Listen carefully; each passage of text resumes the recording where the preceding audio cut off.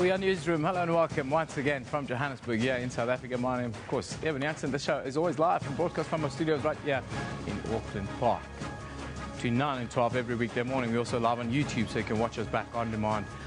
Or even live in your office anywhere in the world. Now today, we're dealing with vandalism of trains in South Africa today as one of the core focuses. We ask, why are our trains being burnt? Also, PRASA, Metro Rail staff, more than 60 were attacked in the last year and more than 60 trains vandalized or torched. The psychology of burning stuff seems to be a recurring theme. What are we going to do about that? We'll talk throughout the duration of the next couple of hours around that. Anyhow, let's go to the morning's news with our president.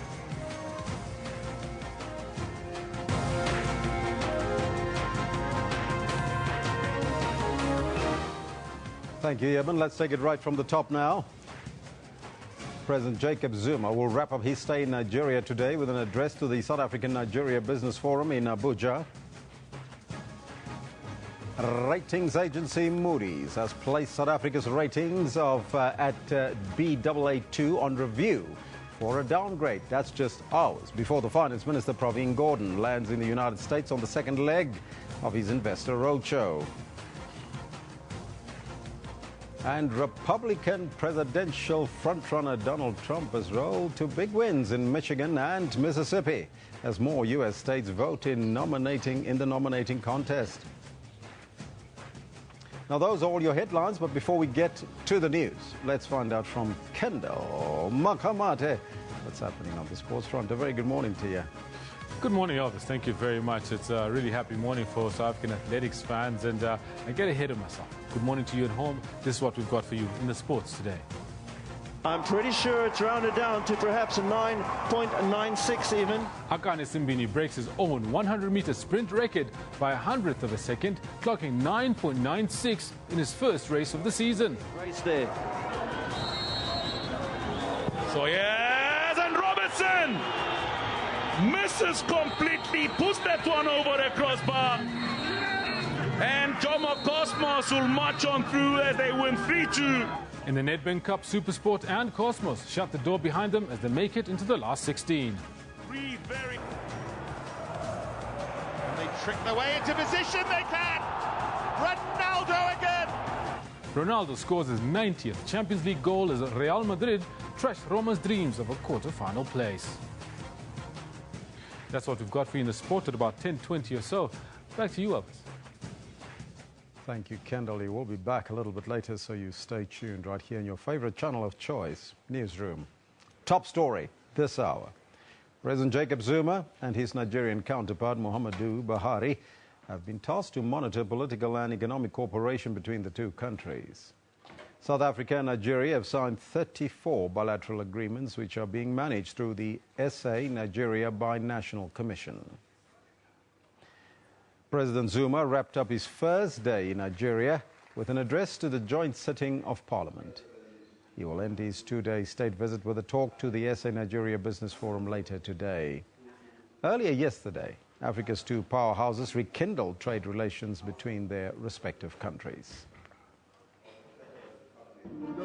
Pomp and ceremony as President Zuma undertakes a state visit to Nigeria. The two want to rekindle their relations. In order to implement the intertrade in the continent, these two countries should give leadership. And indeed, that is a commitment we have as two countries to increase our economic activities. We discuss a lot of issues related to very specific issues in all areas of economy, and that is our intention, to grow the economy much faster.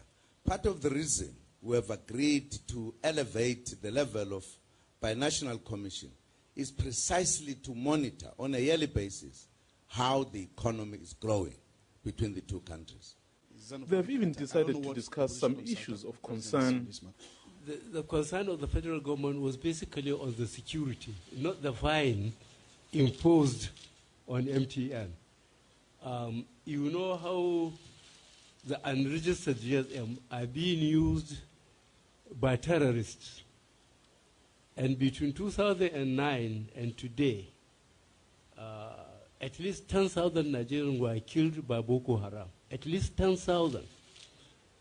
That was why NCC asked, the MTN and GLO and the rest of them to register GSMs. Unfortunately, MTN was very, very slow and contributed to the casualty. That's why NCC looked at its regulation and imposed that, fine on them. We left the security agencies and NCC and MTN to deal with the issue. Unfortunately for MTN, they went to court. Now, once you go to court, you virtually disarm the government. Intra-trade and visa regulations, another issue. If we say we need to increase the economic activities between the two countries, of course it goes with those kind of issues of visas, etc., which should be in keeping with the belief and the work that the AU itself is doing to soften the borders for us to have intertrade and indeed the flow of goods and people. President Zuma also addressed a joint sitting of parliament in Nigeria. The visit underscores the important role these countries play on the continent. Both leaders have vowed to work together to ensure a united, prosperous and a better Africa. Msondele Mbeje, SABC News, Abuja, Nigeria. Still in Nigeria, at least 15 people have been killed when the 5-story building under construction collapsed in an upmarket area of Lagos. The National Emergency Management Agency says 11 people have been rescued thus far. Rescue workers in Lagos are in a race against time. They believe there are survivors buried under the rubble of this 5-story building. We are hearing voices. We have assured them, and by the grace of God, we'll bring any other remaining alive. But I cannot tell you how many people are under the debris. The building collapsed early Tuesday. The building was still under construction. Some workers were living on the site with their families. Locals say the land beneath it had been a riverbed, but was filled with sand before construction began. Finance Minister Pravin Gordhan says the review by ratings agency Moody's comes about because of the serious questions they have about the South African economy. In a statement issued late Tuesday, Moody said the decision to place the rating on review was prompted by the continuing rise in risk to the country's medium-term economic prospects and its fiscal strength. Our correspondent in New York, Shaun Bryce-Pease, sent us this report. The statement says the review will allow Moody's to assess to what extent government policy can stabilize the economy and restore fiscal strength in the face of heightened domestic and international market volatility.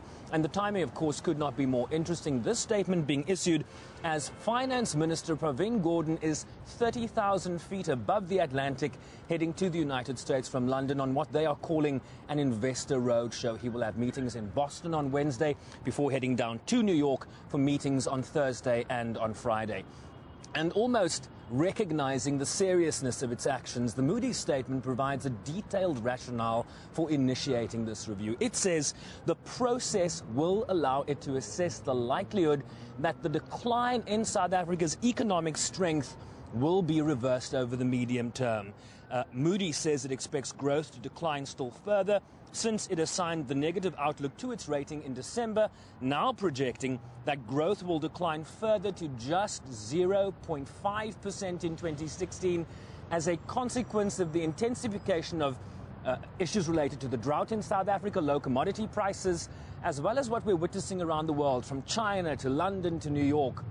Volatility in global markets that have this ripple effect from east to west almost on a daily basis. So Moody says that during this review, it will assess the likely effectiveness of the government's plan, including those contained in the National Development Plan, particularly as it pertains to inclusive growth, which really is code for an expansion in the economy that makes a real dent to issues like stubbornly high unemployment, as one example. So in a nutshell, Moody's will be examining whether government policy and strategy will lead to a reversal in the government's debt trajectory. And if it believes that not to be the case, notwithstanding the efforts of Pravin Gordhan's delegation that is heading this way, it will downgrade the country's sovereign debt rating to junk status. The minister really coming to the United States at this time, landing in the United States early Wednesday morning, could not be at a more crucial time for South Africa. Shaun Bryce Peace with that report, and the ratings agencies very moody about our growth prospects here in South Africa. But before heading to the US, the Minister, Pravin Gordhan, sat down with our United Kingdom correspondent, Dan Whitehead. The three major world ratings agencies will carry out their mid-year assessments on South Africa in June, which is actually only sort of, 8 to 12 weeks away. And that's all he has to convince these agencies that South Africa is a viable investment and has a stable economy. There was some good news which he portrayed. He said that after his budget, which of course he gave last month, one ratings agency at least has said that it has no further questions, and actually it was reassured by some of the messages which he put forward throughout his budget. However, there are at least two others which he has to convince by June, and it's not just simply looking at the balance sheet. These ratings agencies travel to South Africa, they look at civil society, they look at the stock exchange, they look at business confidence, lots of different measures how they look into this, and there is a time limit on this. So this isn't certainly just something which the finance minister has to convince here in London. He's got to convince investors around the world that after some of the difficulties which the ministry had back in December and the turbulence which hit headlines around the world for the wrong reasons have now calmed down, and that the institutions which deal with South Africa's economy are in good hands going forward. Now, the Northwest University Vice-Chancellor, Professor Dan Khwadi, says that the institution will fast-track transformation. The announcement was made during a meeting with stakeholders at institution's Manqele campus last night. Khwadi says it took almost a year for the council to reach an agreement on the university's agenda.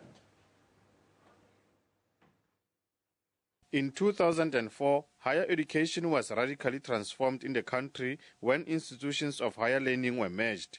Through the process, the country's 36 universities were reduced to 23. The University of the Northwest, Sebokeng campus of Vista University and Potchefstroom University of Christian Higher Education were merged. Collectively, they became the Northwest University. But there was never been any happiness about this. Students have always felt that the Potchefstroom-based campus is better resourced, is more equal than the others, and is given a leading role. But that is about to change. What we're doing is to ensure that there will be equity of provision across all our campuses. There should also be equity of student experience and equity of resources. We know that our campuses are different ages. Others are much older than the others.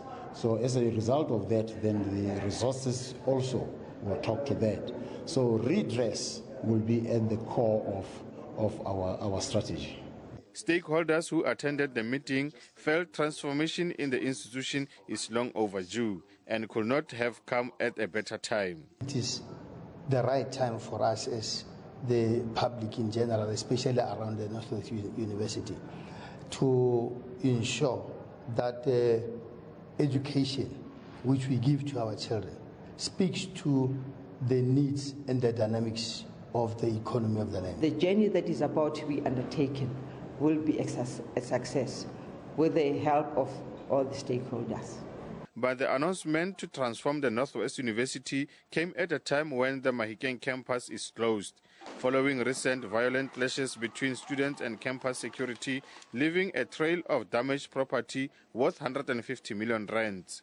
But a group of students calling themselves Open and Access Movement want the campus to be reopened. Our initial intention was to take them to court because the decision is impeding on our rights. Now the meeting that we have is to first exhaust the remedies that they have internally or to amicably resolve on this issue so that we don't see ourselves in court, waste of money and so forth unnecessarily, whereas we can agree that the decision is impacting on our rights. But the university says currently the environment is not conducive for both students and employees to return to campus. Zebulon Maine, SABC News, Mahikeng. The sentencing hearing of convicted murderer Sindisiwe Manqele is scheduled to start in the High Court sitting in Palm Ridge today. The 26-year-old was found guilty of killing her rapper boyfriend Nkululeko Flaba Habedi in March last year. Exactly a year later, and Habedi's daughter Lesego will face her father's killer for the first time. Throughout the trial, the 13-year-old did not want to attend court proceedings. She's told her uncle that she's strong enough now to see the woman who murdered her dad.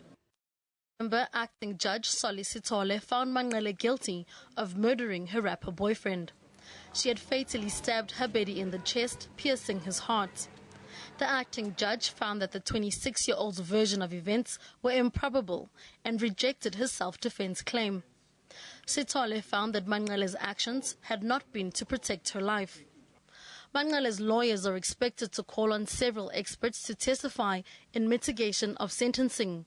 They include a criminologist and a probation officer. The former business student is looking to convince the court to impose a lesser sentence. We will also argue in using case law. This is in an attempt to have her sentence, to have the court deviate from the minimum sentence of 15 years. For the Habedi family, they haven't thought of what an appropriate sentence would be. They say no amount of jail time will bring back their father and brother. Namapolani, SABC News, Johannesburg. Well, that's your news for now. But vandalism is on the increase, especially on our trains. Trains are being burned left, right and centre around the country. We want to know why. We're asking you the question this morning. Why are we burning our trains? I want to know what's on your mind. On the Twitter handle at SABC Newsroom, you can also like us on the Facebook page. If you like us there, you become part and parcel of this growing family, and we'll post your comment and read it a little bit later. But right now, to talk more about trains, let's go over to Eben. Yes, Sava. South Africa has a modern and well-developed transport infrastructure. The air and rail networks are the largest on the continent, and the roads are in good condition.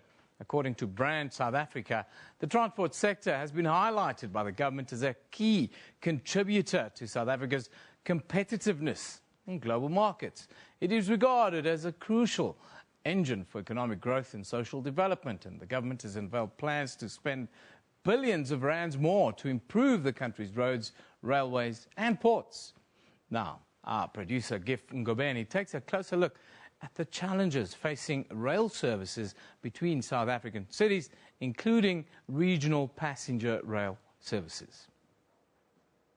Passenger Rail Agency of South Africa is responsible for the metro rail commuter services in the metropolitan areas and long-distance passenger rail services between South African cities, including regional passenger rail services.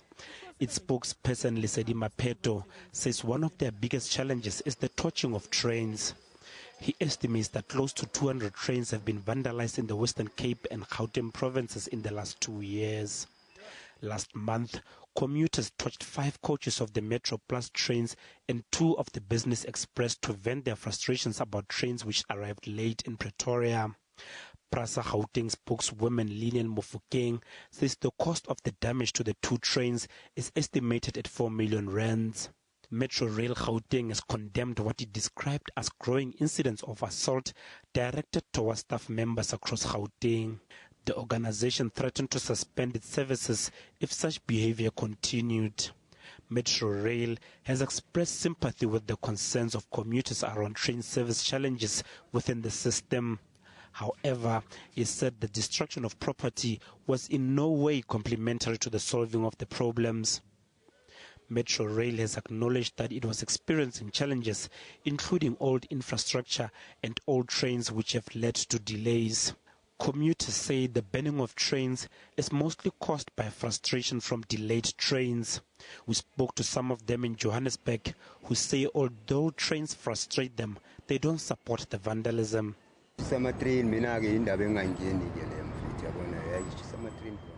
I didn't go to work because the trains didn't come. I don't support the burning of trains. If I come and I don't find a train, I just stay.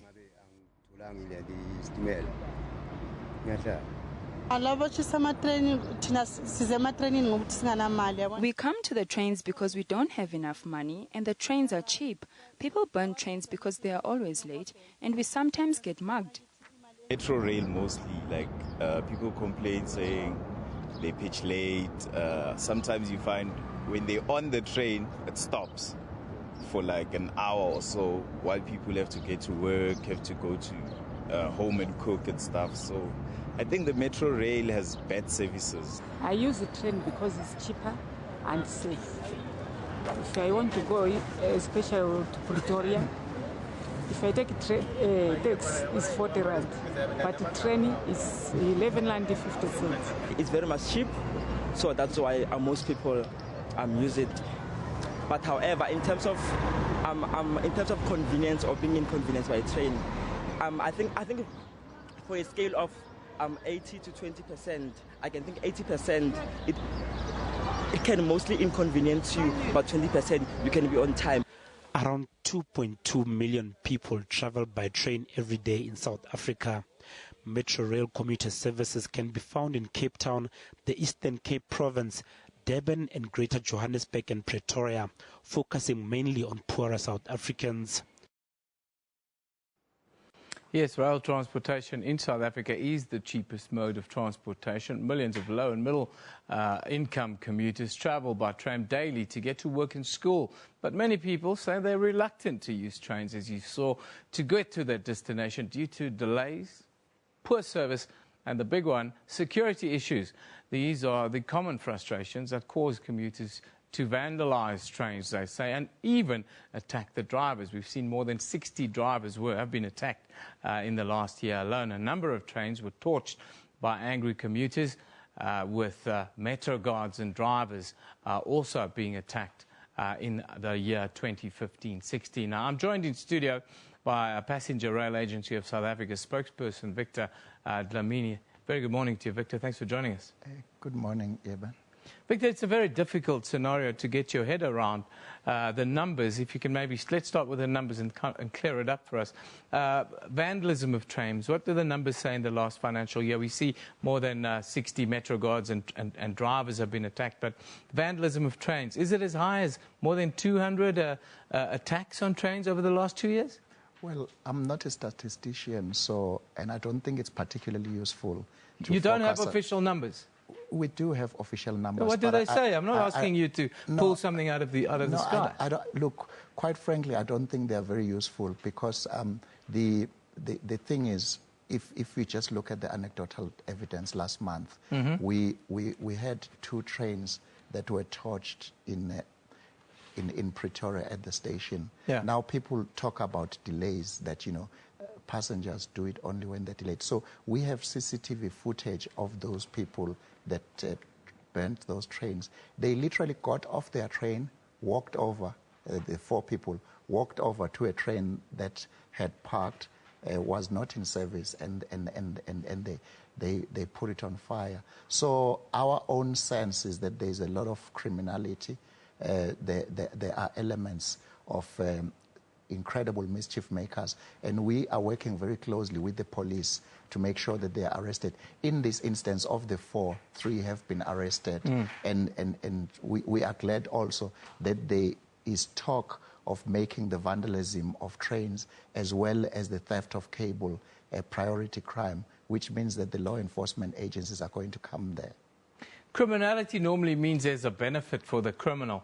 In your investigations, what benefits do these people say they get from burning the trains? It doesn't add up, does it?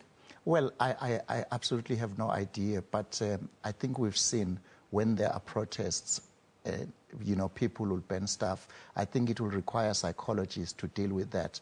But, from our perspective, we move 2 million people a day, 2.2 million, and that's 20 million in 10 days. So our sense is that, the vast majority of South Africans are very happy with the service and they use it. And clearly people use the service because they don't have a choice and it's the cheapest. The complaint is that they're never on time, There are always delays, and it affects them in the workplace because the working class are saying that they're always late for work, and it puts a strain in the workplace on them. How do you respond to that? Yeah, but anyone who lives in Johannesburg knows that in urban cities there are always delays. The people who use the train know that we have over 50% on-time performance, which is comparable with other providers in the world.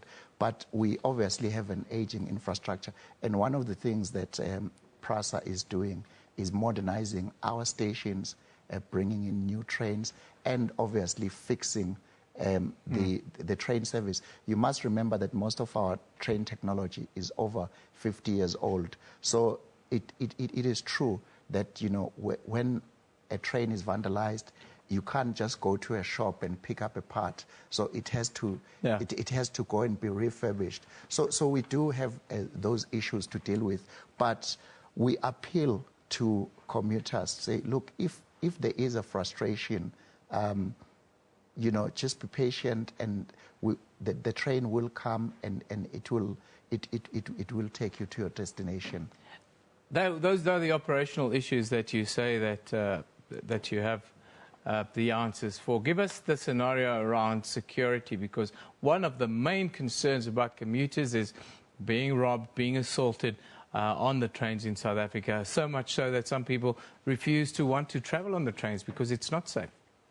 Well, the thing is, Yevan, when you say some people, I know some people who don't fly because they are afraid of flying. So, you know... No, it's not some people. It's Cosatu that's come out. Cosatu, and I'm going to speak to Tony Ehrenreich next. It's not something I'm pulling out of the sky.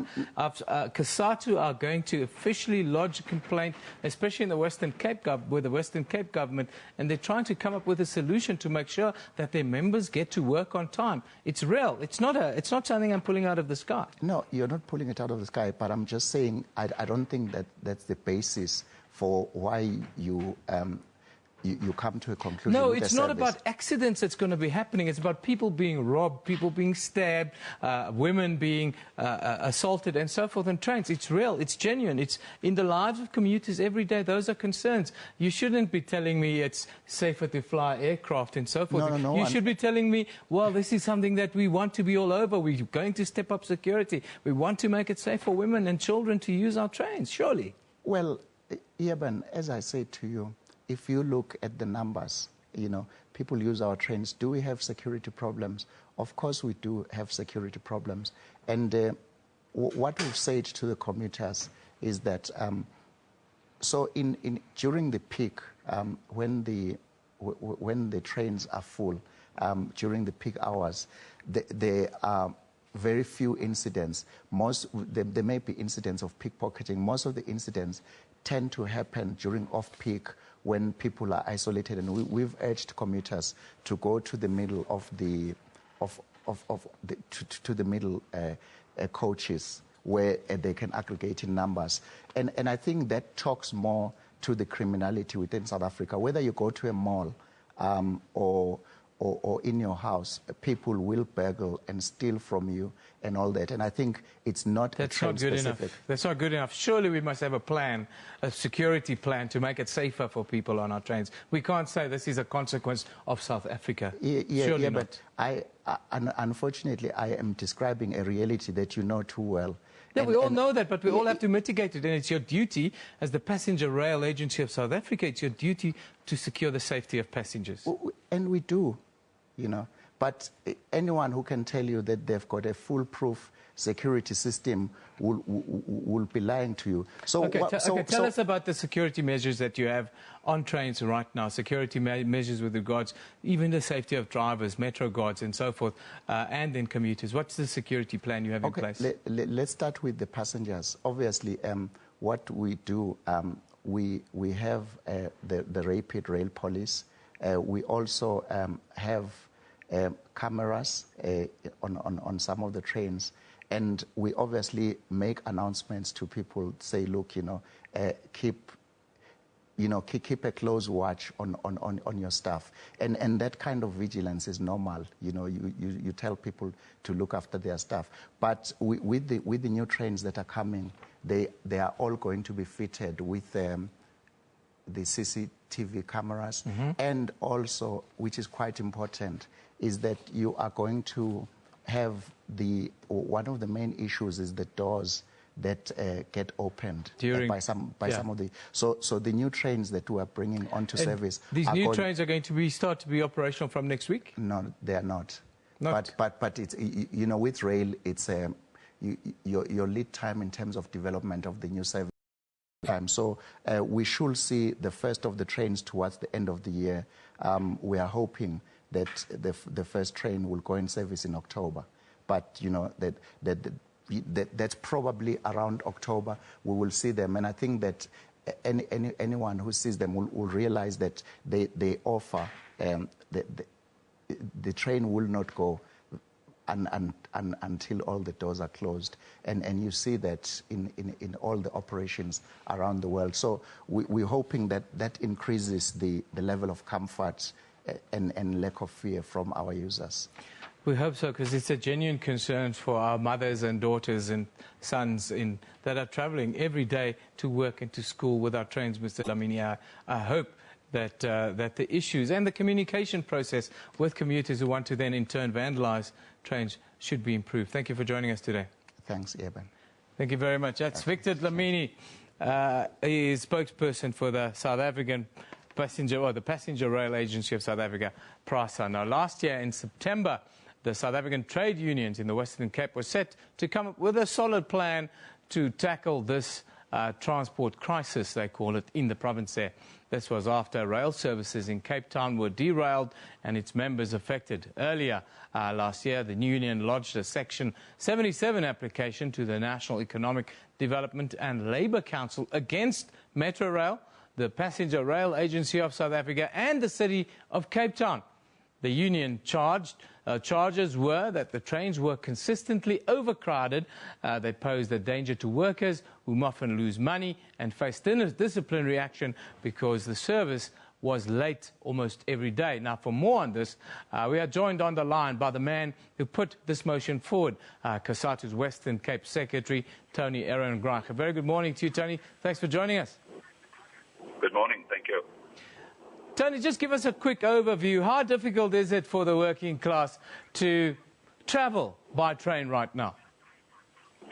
Well, there's a systemic problem on the train because the rolling stock is probably more than 35 years old, so they haven't renewed the stock, in spite of them knowing that there were difficulties with breakdowns as the stock is older. There's levels of overcrowding that's way over 200% because in 1997, already they were at 150% capacity, and nothing's been done to address those issues. So this is really a systemic problem related to the way in which Metro Rail has managed the rail services. But of late, the safety issues have become a greater concern. And in part, this is because they're not controlling access into the system. The only points where criminals can enter the system is at the station, and there's not access restriction at the station to ensure that the entire system is safe and that the trains themselves are safe during the journey from the destination. And so all of the points that have been made before as to measures that we can address it, for example, CCTV cameras on board, those cameras we proposed 7 years ago and they could have been fit to the old train.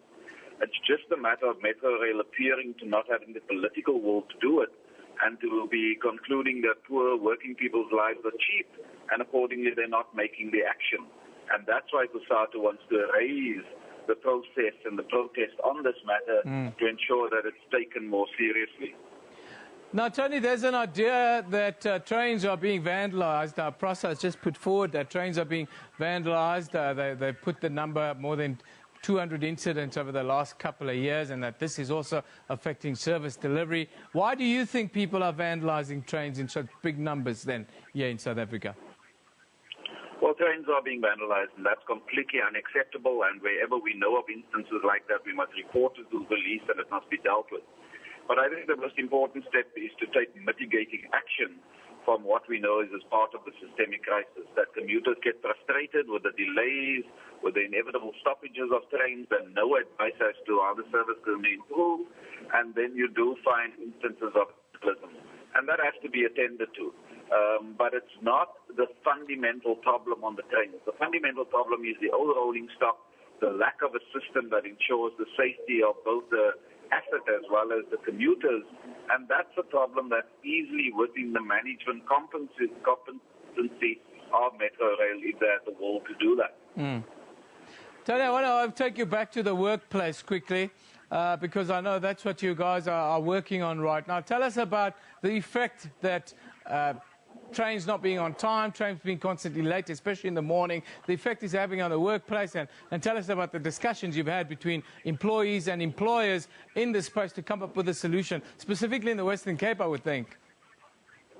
Well, it is having a devastating effect on workers across the country, but we've taken it up here in the Western Cape. And amongst the things that are troubling workers is that when they come to work late because of the delays of trains, and workers are on the station at 6 in the morning. Often the trains only arrive after 7. So this leads to them arriving at work late and disciplinary action and problems of dismissal. Also, the workers are forced to have money from their salaries deduct because they're not at work for those hours. So what you have is a double jeopardy to workers because of the trains being late. Firstly, they have money deducted from the employer because they're not working for that time. And secondly, because the trains are delayed, they have to exit the system when it's stopped between stations, walk to the closest point where they can get a taxi or a bus, and then pay an additional transport, which, as you know, at the moment in the Western Cape, close on to 20% of workers' salary is spent on transport costs. So this just exacerbates that problem. And that's why we have to take action. But it's also having a problem on industry at the moment. Many companies are marginal given the tough economic times. And if workers are not at work and production is not taking place, it threatens the viability of those companies. So it's a huge issue across the economy, not only for workers, that has to be addressed as an urgency, and there's not the commensurate urgency from the side of Metro Rail. I can make this example to you, that a few years ago, 9 to be exact, Transnet identified the need for additional locomotives and rolling stock to transport the iron ore from Sishen to the ports. Those trains and rolling stock and pulleys have been bought probably 3 years ago. They arrived in South Africa. Now, how is it that for industry and business, you can so quickly order the required trains, but when it comes to the transport of commuters, there's exorbitant times. And even now, the statement that was made by the spokesperson of Metro Rail is inaccurate. Sure, some of the first trains on the pilot will be arriving later this year. They claim around October, November, but we've heard those tales before. But even in terms of their present projections, the trains to Western Cape, where the main problem is, will only arrive in 2018. And this is what Metro Rail conveyed to us in discussion. So there's a whole range of inaccuracies that's got to pull into question the intention and the commitment of Metro Rail, both to communicate to commuters the real state of affairs and the urgency that they have in addressing this crisis.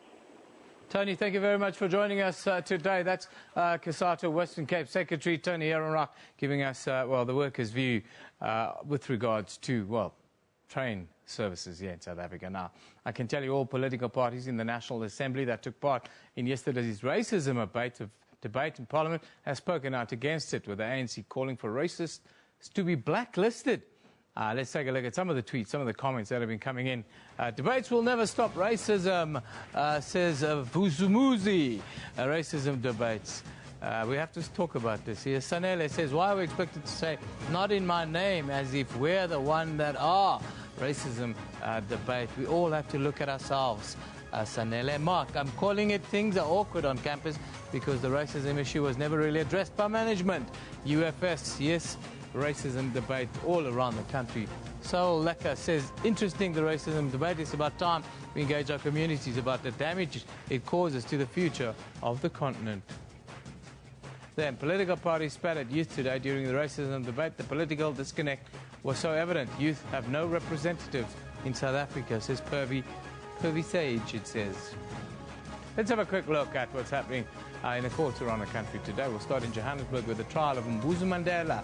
He's said to start. Mbuzu, the grandson of late former President Nelson Mandela, is accused of raping a 15-year-old girl in a bathroom of a Greenside pub here in Johannesburg in August of last year. Still in the city, the sentencing of Sindisiwe Manqele is expected to begin. Manqele was convicted for the murder of Nkululeko Flabagabedi Then in Cape Town, closing arguments are expected in the Western Cape High Court in the Zephany Nurse trial. The husband of the accused woman, who cannot be named, testified that his wife never told him that they were not the child's biological parents until the day of her arrest last year. Interesting, that one. Anyhow, we'll take a break and we'll be back right after this.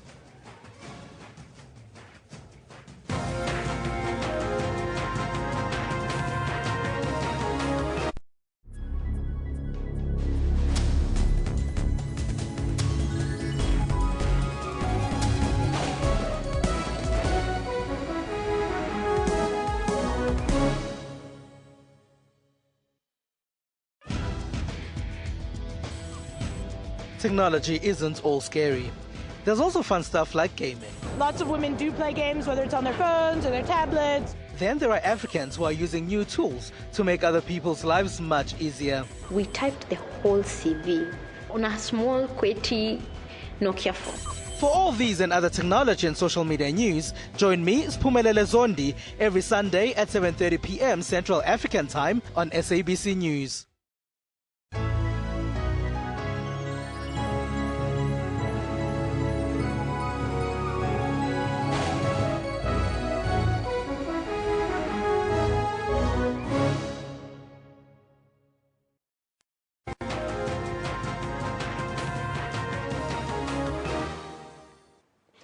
You heard the argument from Prasa. You also heard from Tony Erendra from Kusatu around the number of trains that's being burnt in this country. We're asking you this morning, why do you think we are burning our trains? I would like to know on the Facebook page as well as on the Twitter handle at SABC Newsroom. Now, trains are the only source of public transport and the cheapest for most people living especially along the Cape Town's southern line. But commuters are constantly frustrated due to trains not being on time, which is mostly due to outdated technology and deferred maintenance. We also heard about people stealing cables. Last year, in a National Economic Development and Labour Council meeting, the Cape Chamber of Commerce committed to engage with business to ensure that workers who were late for work because of train delays should not have their wages docked. Now, we're now joined in studio by the president of the South African Commuter Association, Mr. Stephen Sangweni. Mr. Sangweni, a very good morning to you and welcome, sir. Good morning to you. First and foremostly, I would like to get your thoughts on the torching of trains in the country. Why is that happening, you think? Well, what I can say, commuters have been patient too long, have been victims. If we talk in terms of public transport, as a country, we don't have a public transport. We do have a commuter transport. Even that commuter transport that is being subsidized by government. That very same trains, you can go anywhere in the country, can be Cape Town, can be at Tegwini, can be here in Gauteng, Itswana, and so forth, all those areas. Commuters, they've been patient, and there's no improvement of addressing addressing rail system. There's no commitment at all, and it has collapsed.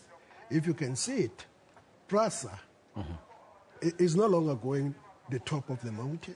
It's going down to the grave. Now, what do you think are some of the challenges faced not even just by Prasa but by the transport system as a whole in this country? The problem that we have as a country, we spoke about this, we as SACO, we introduced a commuter charter in 1996 that will address public transport, that people can be able to move anywhere they want to go. Students can go to university, to colleges, and come back home. But because of public transport that is not there, it's never been there. Because what was put in place by the previous administration government was just to remove labor to come to work and take them back to the townships. So there was no public transport at all. South Africa doesn't have any public transport whatsoever. We were hoping that by this time we'll be speaking different thing compared to what we are talking even today. So the public transport that we need a public transport that is convenient, that can take you to do whatever activities that you want to do, to expose you to the economic development, even around the clock, 24 hours public transport. You look in America, you look in UK. There are buses, there are trains, there are taxis next to your door. But what happened with us? We travel about, before you get so-called public transport, you have to travel 5 kilometers from your home. So what you are suggesting is that there must be an integrated transport system in the country. Definitely. We even propose and come with the idea of a smart card that will integrate public transport. You cannot integrate public transport without a payment system. Yes. You have to have a payment system that will integrate all 3 modes of public transport. We do have that. We've been preaching about it, but we are having a difficulty to be implemented. Well, we see that we don't think that our government is serious about addressing public transport. But I do also appreciate the previous ministers which were committed to address and to do so. So, have you made this recommendation to PRASA, though, in terms of the commuter charter that you put together in 1996? We submitted long time before PRASA became to be born. While it was rail commuter services. Yes. We gave it to them long time ago, and the previous management were addressing that thing according to the resolution of 2006, which was held in Soweto Vista University, whereby we said, as commuters and a country, we believe that we must have a backbone public transport. Our backbone public transport in this country should be a rail system. And the PRASA was doing that, and it was been frustrated, as you know the case, the politics around that, which we are watching. We want to see how it's going to end up. The commuters, the frustration that is happening, women, especially women, and little children who go to schools, who are using trains, which becomes victims in these trains, have been raped women, they have been hurt at their backs and all those things. I'm talking to you, I got a report just now on Monday, that a girl who's at Lenasia School, staying in Orange Farm, she left school at 2 o'clock, but she has arrived at home at 9 p.m. Because the train were no trains. She's been standing at the Lenasia station waiting for the train, no trains coming. And now people, they expect commuters to be lenient for that and treat it. How many people who have lost their job? How many people who have found their marriage has been discarded? The commuters are angry. They vent their frustrations. They burn down the trains. But is that the right way to do it? We must not forget that we just come from the apartheid system. We've been fighting the apartheid system for the last 300 years. And expect commuters to be tolerant or to be a man behind the pulpit and say, okay, I accept to suffer because it is my country. And I accept to suffer, my children to suffer because I have to be lenient and be seen beautiful. No, that cannot happen. The frustration of the commuters, this is still nothing, what I'm saying. It's still nothing, what we are saying now. It's still going to happen more than this. So this is a warning to PRASA. But what is then the solution, Mr. Sangwe? The solution is that the train, they must come in time. The new trains that we were expecting them last year, November, to arrive, we did not see that happening. All what we heard that all those contracts of the trains that we were expecting trains to come and remove this old metro rail system, because these trains, the technology that is in the trains, the driver technology system is of 1956, and the signals are of 1960, which you cannot find this technology anywhere in the world. So we were giving PRASA an opportunity to develop, and we even convinced commuters, okay, that please bear in mind, but the trains are coming. There is something that is happening. But what is happening now? Nothing.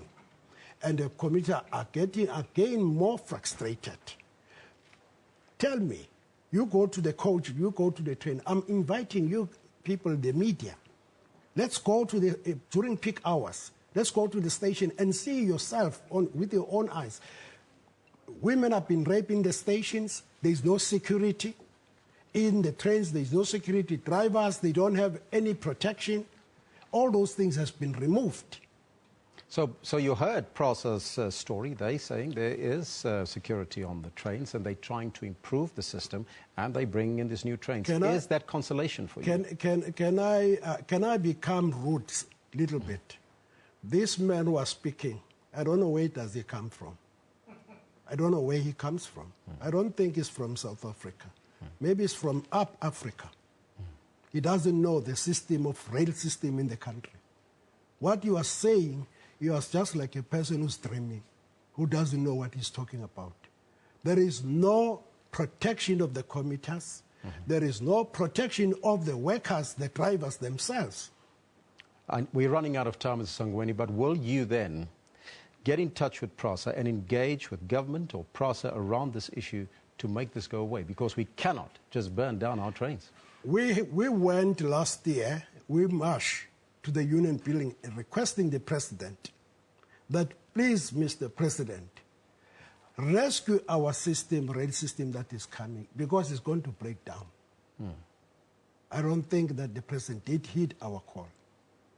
There is no other way that will address this thing, because the people that are there, they did not come to build. I called them, you remember when they were digging the building of Carlton Center, there was a contractor called Express Demolishers. This management is an Express Demolishers. They are demolishing, that's all. We are still going to experience severe pains around the question of public transport in this country. Mr. Sangweni, thank you so much for your time and joining us here in studio. Thank you very much. That was the president of the South African Commuter Association with a very stern and strong warning. That's where we got to leave it now. It's over to Eben to take a look at all your newspapers. Yeah, tough one. Before we get to the newspapers, we've got Tsetsi here. Tsetsi is just getting ready to give us a weather update, but there's a weather warning going around in South Africa today. Just give us a quick idea what this weather warning is all about. Flood warning, I understand? Yeah, localized flooding. It's coming mostly, well, the flooding part is not a warning just yet, but you can already notice what's been happening, especially over Mpumalanga and Limpopo. It's because of the heavy rainfall. It's issued out as a watch at the moment.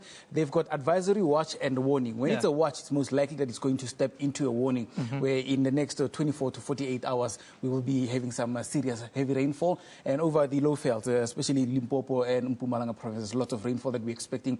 And for us in Gauteng as well. So localized urban flooding is a big possibility. So please, we urge people, build your sandbanks if you can, capture some rainwater as much as you can, and also drive carefully. That's the most important part, especially for all those that are heading out early in the morning or late into the evening over bridges, low-lying bridges and so forth. Yeah, flooding is quite a dangerous thing there. Thank you very much, Tsetsi. Tsetsi is going to go set up for the weather. Let's take a quick look at the front pages from around the globe while it goes on. We'll start with the New York International Times. It reports that the Pentagon has presented the White House with the most detailed set of military options yet for attacking the growing Islamic State threat in Libya, including a range of potential airstrikes against training camps, command centers, munitions depots, and other militant targets. Moving to Europe, the Times says Cambridge University College is barred to pressure from its students and removed the bronze cockerel from its main hall after protests that the looted sculpture celebrated a racist and colonial past. Wow. Then, finally, Israel. The Jerusalem Post reports that an American tourist was murdered and 12 people wounded yesterday, including a pregnant woman, as a Palestinian terrorist went on a stabbing rampage in the Tel Aviv seashore before being killed by police there. Now, President Jacob Zuma will wrap up his stay in Nigeria with an address to the South African-Nigeria Business Forum a little bit later this morning. The president is in Nigeria on a two-day state visit and has held talks with his Nigerian counterpart, Muhammadu Buhari. Everyone have been following it quite closely in South Africa. Yeah, some of the tweets. NCDRPW says more than 120 South African companies operate in Nigeria currently, a huge growth from a mere 4 companies in 1999. Talking about the president's Nigerian trip. Mpetu says strengthening relationship with our fellow African countries. Good. I'm so glad Zuma is loved and respected in Nigeria. Yes, the pictures certainly say that. Ivorde says, let the citizens of Africa march together to defeat all those forces that bring harm and suffering, quoting President Jacob Zuma in Nigeria.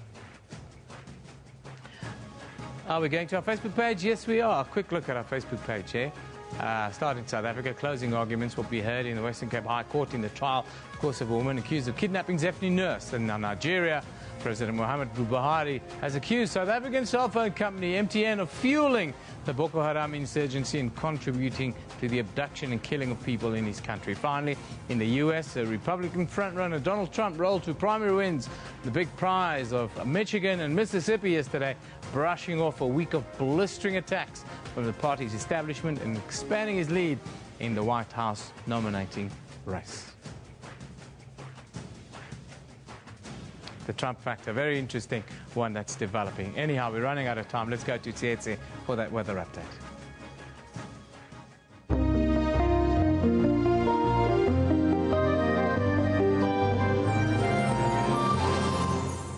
Hi there, let's take a look at this weather. And as we mentioned, there's possibilities of some heavy rainfall towards the northeastern part of South Africa. You can see scattered showers from Botswana spreading in towards Limpopo province, some parts of Mpumalanga, and definitely into the northern side of KwaZulu-Natal. Otherwise, clear conditions are expected for much of the west. So lovely day for those outdoor activities, biking, cycling.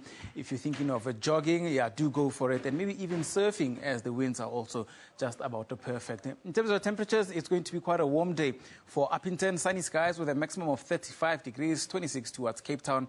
Nice and cool weather for Pretoria and Johannesburg for a change now. And it's because of these cloudy conditions and rainy weather that it is now looking a lot better. Temperatures at around 22 degrees for Johannesburg and 25 for Pretoria. I wouldn't recommend cycling over the northeastern side because of the rain that we experiencing now. So do check your weather forecast if you're planning any outdoor activities. Lusaka up north is at 29, basically one of the only ones that are just cloudy, not much rainfall expected for this Wednesday. Harare 27, Beira 33, and rainy weather also towards Madagascar's capital, Antananarivo. Just have a look at this map as well. Widespread showers along the west coast as well as over the interior. So from the northern part of Zambia into the southern parts of the DRC, do expect rain. Definitely towards the eastern side as well. So if you're going to be in places such as Dar es Salaam, do expect showers. Kigali, Bujumbura, as well as over Kampala. Nairobi is slightly drier. Temperatures also looking on the lower side of the 20s. Maximum of 22 this afternoon. Very hot weather for Bangui and Juba. Those are both into the upper 30s. Nice and cool again towards Kampala and Addis Ababa. As normal, Addis Ababa is into the lower 20s, and possibilities of showers are expected late into the afternoon. Dry weather for the northern part of Africa, so the desert areas are just going to be going through the desert weather. Djibouti might be a little bit wet with possibilities of rain, but very small chance, including Riyadh. Mecca will be cloudy. Temperatures are also going to be into the lower 30s. Sunny skies right through from Seba all the way towards Benghazi, with a bit of showers towards Damascus. I did mention Mecca is going to be quite hot, 34. Sunny skies are expected there. And Khartoum even much warmer. But then have a look at Al Fashir, ladies and gentlemen, 46 degrees is your maximum there. Temperatures are very close to the 50 mark. Agadez at 38, joining the pack in terms of the cloudy conditions that we're experiencing along those parts. West Africa, along the west coast, partly cloudy skies are expected here. Also, very little chance of rainfall. Going to be quite clear from Dakar up towards Las Palmas, with a bit of showers only towards Lagos, going all the way towards the central part of Nigeria. For all those that are going to be in Abuja, expect a little bit of cloudy conditions. You can see the moisture moving slightly further up, almost touching the southern part of Niamey. So Niger is also expected to be quite hot with possibilities of clouds. So that's where most of the clouds will be coming in, only along the southern part. But sunny skies for N'Djamena, 43. Rainy weather towards Algiers and over the far northern parts into Tunisia. Do expect an average of 21 degrees. Nice and hot weather for Conakry, reaching a maximum of 32. And not far from that, if you go into Bamako, temperatures go up by 8 degrees. So hot weather as you move more inland. Towards Bamako, 40 is your maximum, and then a bit of rainy conditions towards Abidjan. That's why I'll leave it for the weather for now. Stay tuned. We'll be right back.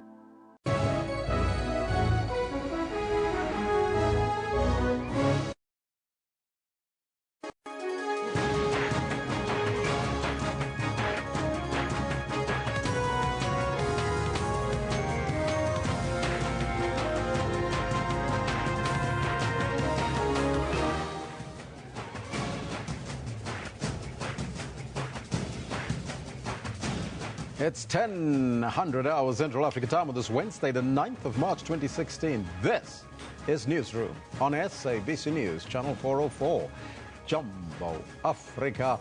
And a very warm welcome as we broadcast live from Auckland Park Studios, Johannesburg, South Africa, to the rest of the African continent. I'm Elvis Preslin. I'll be with you until 1200 hours. We're also streaming live on YouTube with the entire show now available on our YouTube channel. We're asking you a question. It's on your screen right now, relating to the train violence that we've seen. Why do we burn our trains? You heard the arguments. I would like to know from you. Let us know on our Twitter handle at SABC Newsroom, as well as on our Facebook page. But first, let's take a look at the news headlines.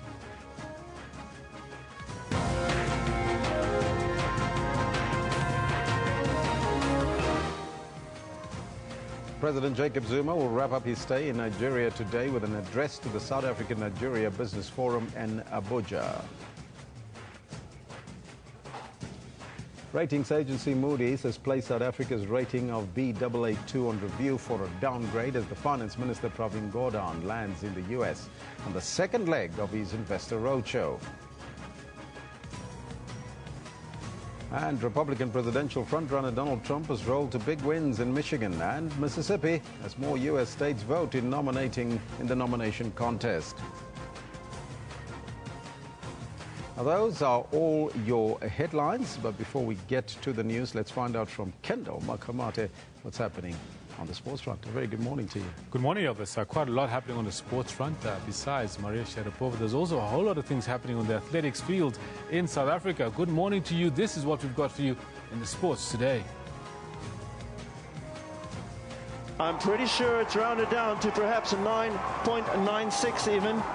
Akani Simbini breaks his own 100-meter sprint record by 100th of a second, clocking 9.96 in his first race of the season. Brilliant race there. So yes, and Robertson misses completely, puts that one over the crossbar. And Jomo Cosmos will march on through as they win 3-2. In the Nedbank Cup, Supersport and Cosmos shut the door behind them as they make it into the last 16. They trick their way into position, they can! Ronaldo again! Ronaldo scores his 90th Champions League goal as Real Madrid trash Roma's dreams of a quarter-final place.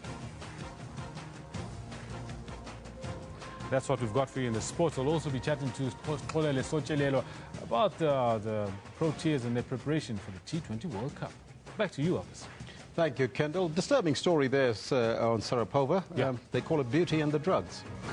Well, that's it. You'll be back later in the program, so you have to stay tuned. Top story this hour. President Jacob Zuma and his Nigerian counterpart Muhammadu Buhari has been tasked to monitor political and economic cooperation between the two countries. South Africa and Nigeria have signed 34 bilateral agreements which are being managed through the South African-Nigeria Binational Commission. President Zuma wrapped up his first day in Nigeria with an address to the joint sitting of Parliament. He will end his two-day state visit with a talk to the SA Nigerian Business Forum later today. Earlier yesterday, Africa's two powerhouses rekindled trade relations between their respective countries. Pomp and ceremony as President Zuma undertakes a state visit to Nigeria. The two want to rekindle their relations. In order to implement the intertrade in the continent, these two countries should give leadership. And indeed, that is a commitment we have as two countries to increase our economic activities. We discuss a lot of issues related to very specific issues in all areas of economy, and that is our intention, to grow the economy much faster. Part of the reason we have agreed to elevate the level of binational commission is precisely to monitor on a yearly basis how the economy is growing between the two countries. They have even decided to discuss some issues of concern. The concern of the federal government was basically on the security, not the fine imposed on MTN. You know how the unregistered GSM are being used by terrorists. And between 2009 and today, at least 10,000 Nigerians were killed by Boko Haram. At least 10,000. That was why NCC asked, the MTN and Glo and the rest of them to register GSMs. Unfortunately, MTN was very, very slow and contributed to the casualty. That's why NCC looked at its regulation and imposed that, fine on them. We left the security agencies and NCC and MTN to deal with the issue. Unfortunately for MTN, they went to court. Now, once you go to court, you virtually disarm the government. Intra-trade and visa regulations, another issue.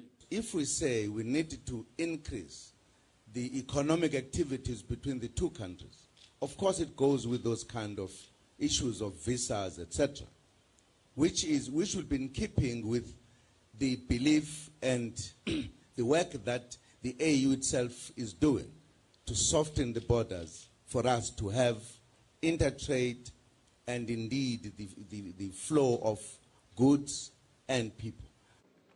President Zuma also addressed a joint sitting of parliament in Nigeria.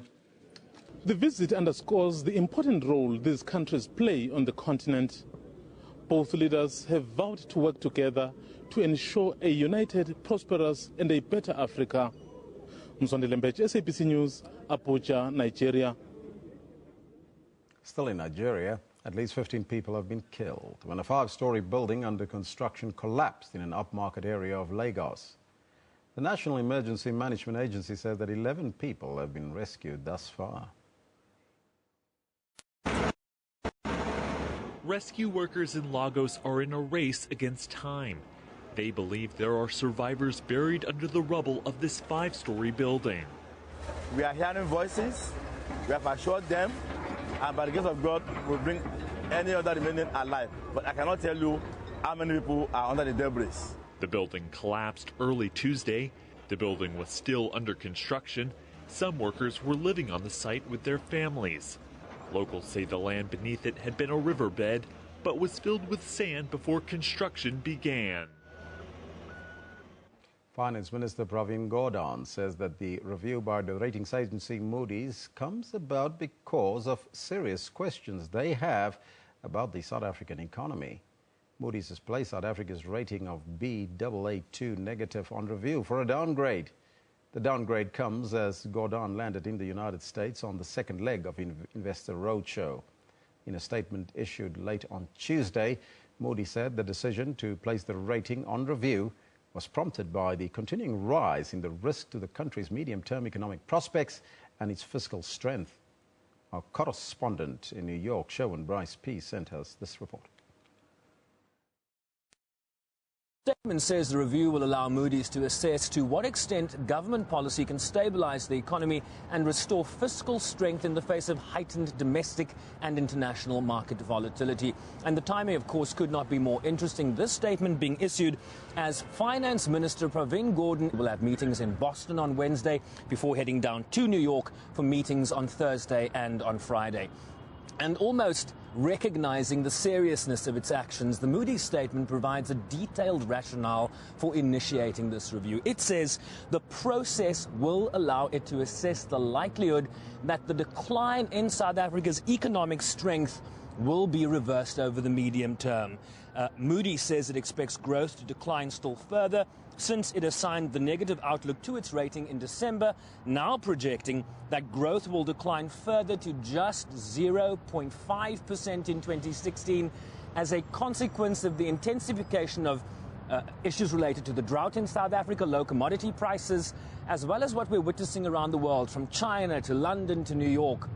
Volatility in global markets that have this ripple effect from east to west almost on a daily basis. So Moody says that during this review it will assess the likely effectiveness of the government's plan, including those contained in the National Development Plan, particularly as it pertains to inclusive growth, which really is code for an expansion in the economy that makes a real dent to issues like stubbornly high unemployment, as one example. So In a nutshell, Moody's will be examining whether government policy and strategy will lead to a reversal in the government's debt trajectory. And if it believes that not to be the case, notwithstanding the efforts of Pravin Gordhan's delegation that is heading this way, it will downgrade the country's sovereign debt rating to junk status. The minister really coming to the United States at this time, landing in the United States early Wednesday morning, could not be at a more crucial time for South Africa. I will explore that development with our regular input tomorrow by Professor Raymond Parsons, on Friday rather, to take a look at that possible downgrade.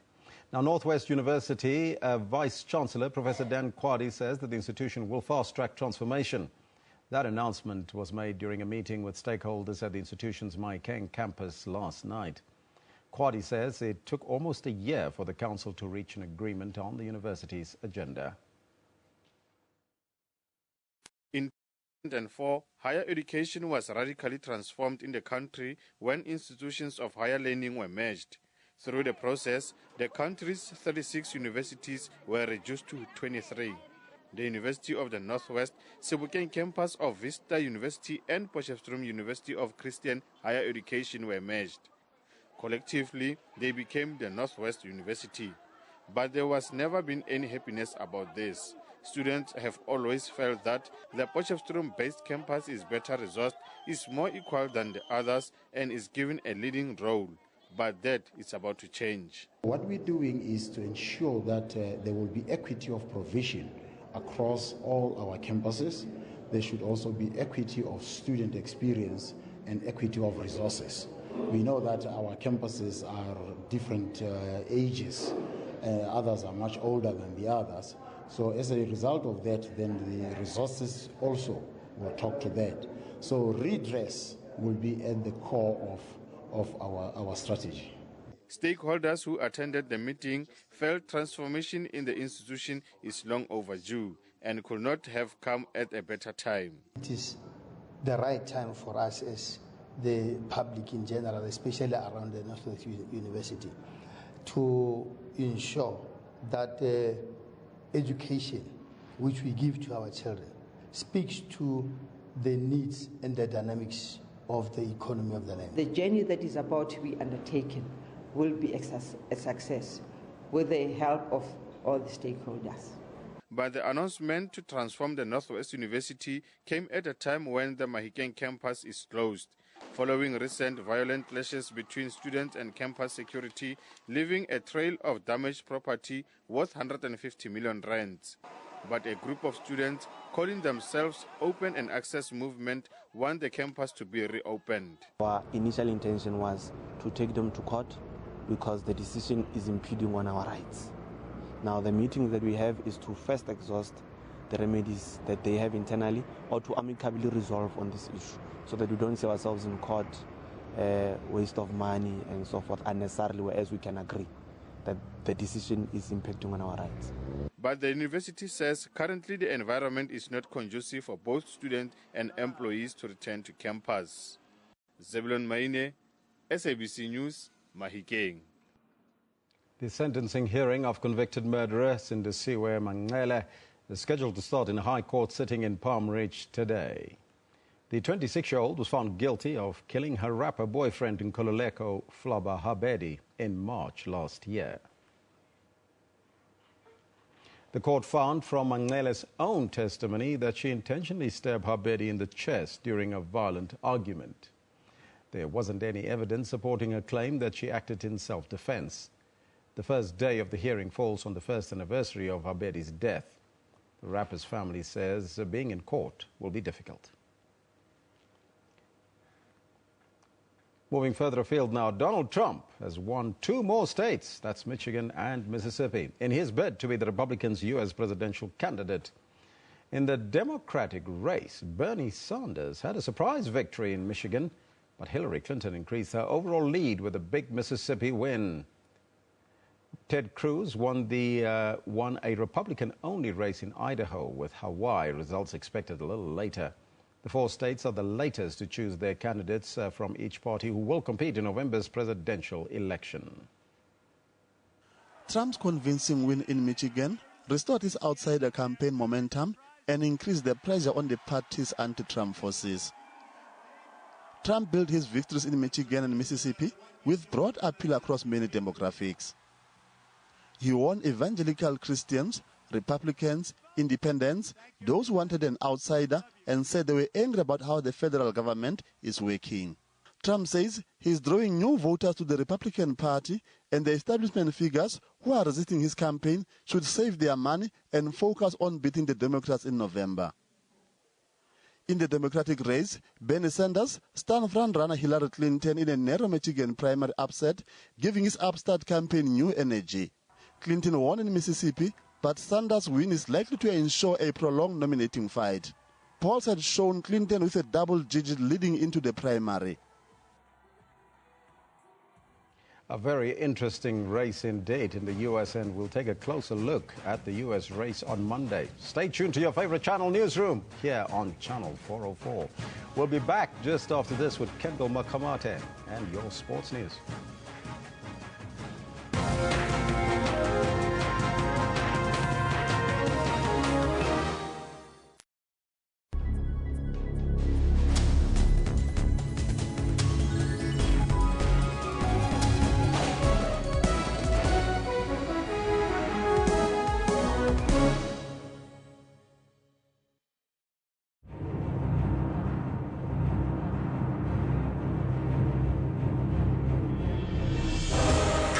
For victory requires intense effort and teamwork. When you get to it, there is no turning back, because all eyes are on you. When it's action time, nothing should stand in your way. Sports Live tackles and analyzes all the sport action. This is the home of all your sport news, updates, and more. Sports Live weekdays at 8:30 p.m. SABC News. We report, contextualize, and present news and current affairs honestly, fairly, and fully. We consider it a duty to provide consistent, relevant, useful, and top-quality information and analysis. Our mission is to provide credible, accurate, and interesting news programming, bringing news into everyone's homes in everyone's languages. Thank you, South Africa, for relying on SABC News for quality news output and for making us your #1 source of information. SABC News, Africa's news leader.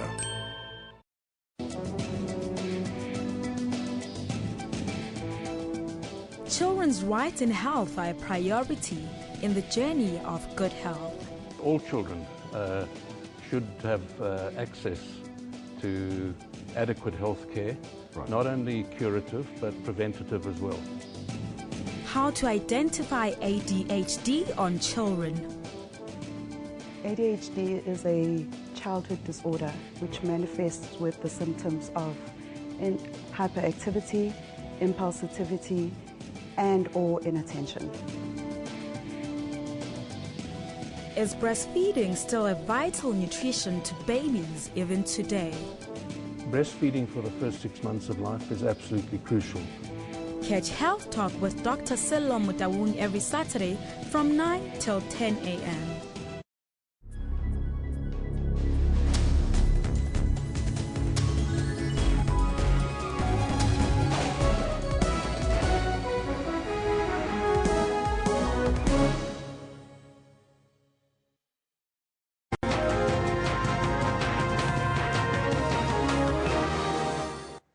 Good morning and welcome back. I'm Kendall Makamate with your sports on Newsroom.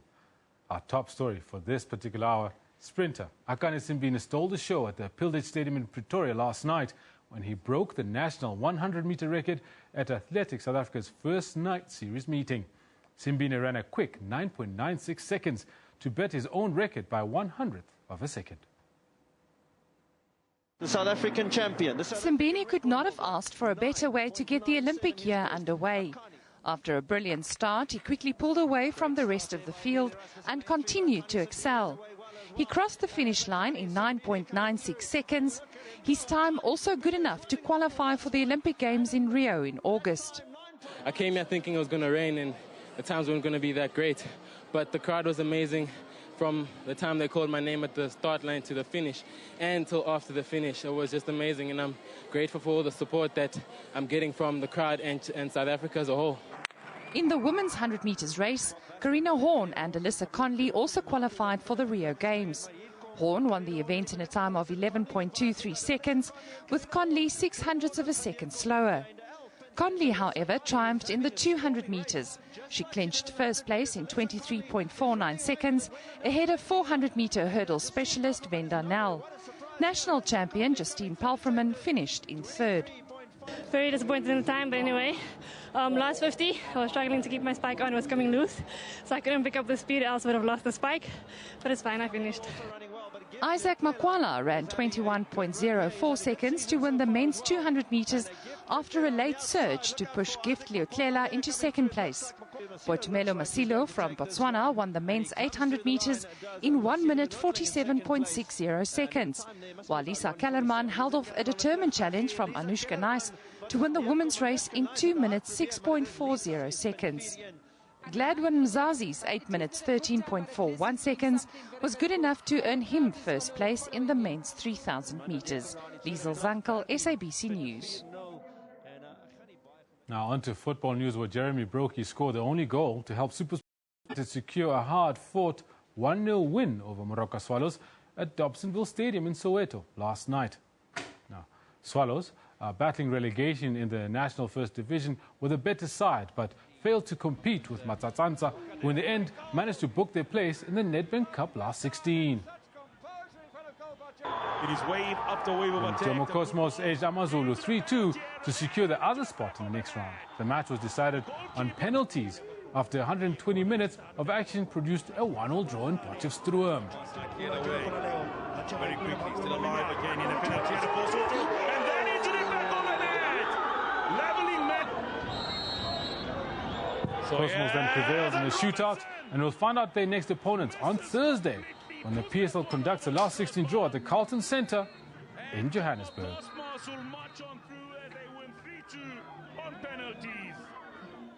Now, Cristiano Ronaldo scored his 90th Champions League goal and his 40th for the season as the Real Madrid made it through to the quarter-finals of the UEFA Champions League. This as Wolfsburg also made it through for the first time ever to the last 16. Here are the highlights. Draxler. Terrific work by Draxler. Wolfsburg have the lead. It's Andreas Schürrle, and surely that has ended Kent's challenge. Look at Ramos getting forward here, the centre half. Ronaldo carries on. Excellent stop to Szczesny. Wide from Modric. And they trick their way into position, they can! Ronaldo again! Lucas Vazquez with the cross. Ronaldo's finish. His 90th Champions League goal. Now Real can start to break. Ronaldo again. Rodriguez outside him. Here is James Rodriguez! The great entertainers march through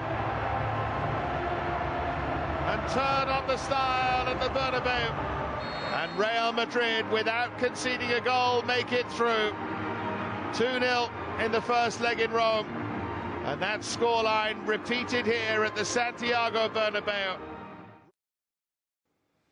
Fantastic result for Real Madrid right there. Now, the Proteas faced Australia in the last T20 match to try and win the series. Tied 1-1. This is more than just about winning. It's also about preparation for the World Cup in India. With me is Xolele Sochelela. Good morning, welcome back to Newsroom. Yeah, morning, Kendall. It's been a while, but... Now, very happy to be talking cricket again, and on a positive note, really, because talking about positive notes, Faf du Plessis is now spitting fighting talk, whereas against England, he was talking more about getting the team right, and he seemed a little hesitant in his speech. But now he's talking about winning and level and actually beating Australia in the series. Yeah, because he knows they've been in good form as a team, winning series up since Bangladesh, and particularly himself, he's found some form. He's scoring quite a few runs for the team, and he knows there are some selection headaches, specifically up the order with the AB and Hashim Amla and Quinton de Kock situation. And now that Dale Steyn's back into the picture, there's a lot of uncertainty in the team. Are we going to see the best Proteas team today? I'm not too sure, but in my opinion, they have to play the best team today, because the team that plays, the team that should be playing today is the team that should be using the first game of the T20 World Cup. Well, what do you mean? Are we going to be seeing the best T20 team or not? Surely because we want to win this one. What are the options you're looking at? The options could be to drop AB de Villiers and play Hashim Amla with Quinton de Kock and keep himself at number 3 because of the form that he's in. Give another chance to JP Duminy. Yes, he's got plenty of experience playing in subcontinent conditions, JP, and he's one of the most experienced T20 players we have in that team. And there's also the option of Ferhan Bardine to also fit into the team, also give him another opportunity to raise his hand. Dale Steyn again, between Dale Steyn and Kyle Abbott, there's also that issue. But for me, Kyle Abbott, if you compare him to Dale Steyn, in my opinion, Dale Steyn is coming back from injury. He's hungry to play for the Proteas. Give him that second T20 to play, which is the one today. Kyle Abbott, we know he will bowl you a good line, consistent line. He may not offer you something with the bat. But then something that they missed a trick with was the 2 all-rounders in the team who haven't really done much since those 2 ODIs, during the England series, where they offered something with the bat. But with the ball, which is what they selected in the team to do, they haven't, proven themselves worthy, because they're quite expensive at the moment, particularly Chris Morris. And that's going to be the headache, that will provide the selectors a bit of nightmares, because they don't know whether to pick both of them or one of them. And then if they pick one of them, they can, shift in JP Duminy into the team. But they can play all 3 players. 3 players. Hold on a second. I think it'd be fairly important to see if we can actually separate this, because you mentioned right at the beginning the top of the order might be a bit of a challenge. They might drop AV, bring Hash in. What do you think about the possibility of, which is likely not to happen, but Faf du Plessis moving to 4th? Du Plessis moving to 4th, then we've got Hashim, Quinton and AB right at the top of the order, and there you have it. Then Ferhan and Duminy, one of them has to drop out. The issue I have with AB de Villiers opening the batting with Quinton de Kock in T20 cricket is that, first of all, he doesn't give himself time to adjust. He doesn't give himself that 1 or 2 overs to see the ball, see how the wicket is reacting. Secondly, AB de Villiers, we know, he's probably the only batsman in that team who can walk to the crease in any situation and score you a single or 2 or 4 runs or over the ropes, So, yes, you could open with him, with Quinton de Kock. You guys are off to a flyer. You're 80 for no loss after 8 overs. You think you're off to a good start. But we know how quickly the game changes. You lose 3 wickets and then you 112 for 3 after 13 overs. And then if you look at that middle order, the South African batting lineup, JP Duminy, Farhan Bardine and David Miller, it blows hot and cold, because you can't bank on the fact that Farhan Bardine today will come off, or JP Duminy today will come off. Okay. It's good to see David Miller getting some runs, the runs he got. He was a little rusty up front, but then he's got some runs, some match time under his belt, and he's actually getting the runs now, which is fantastic for him. And he's a player who enjoys the IPL. He's a player who enjoys the subcontinent conditions. And JP himself, he will get maybe the nod ahead of the others because he's got plenty of experience when it comes to subcontinent conditions, and he's done particularly well there. Right, now, quick one. We see that Pangis has been cleared to bowl again. Do you think he's ever going to play? He didn't play in the 2015 World Cup. So, look, Pangis is a straight swap for Imran Tahir. If Tahir is injured, then he'll play. I don't see him playing, or both of them playing, in the subcontinent conditions, because he'll have the option of JP Duminy and Imran Tahir at the same time. So I don't know. Okay. I don't know how they'll do it, but I'm happy for him that he's been cleared. But I think then now he will have to take away his doosra, which is the problem with his bowling action. Now, Six, we want to thank you so much for coming through. We've run out of time. We're going to have to take a rain check on the rest of the conversation, because I think there's lots more to talk about before the Proteas play the first match. Anytime, Kenan. All right. Olele Sotelo giving us a lowdown on what's happening with the Proteas and the India World Cup. Now, our very last story before we take a break. Zimbabwe have beaten Hong Kong by 14 runs in their opening World T20 qualifying match in Nagpur, India. Hong Kong won the toss and sent Zimbabwe into bat. Although Vusis Banda top scored of 59 of 46 deliveries, it was Elton Chigumburo's innings that proved the difference. His unbeaten 30 of 13 balls steered Zimbabwe to 158 for 8. Zimbabwe contained the Hong Kong batsmen in the opening overs. Despite an innings of 53 of 44 deliveries by opener Jamie Atkinson, Hong Kong were restricted to 144 for 6 in their 20 overs. And that's where we leave it with a sports bulletin. And we've got Evan Janssen standing by with more news. Stay close.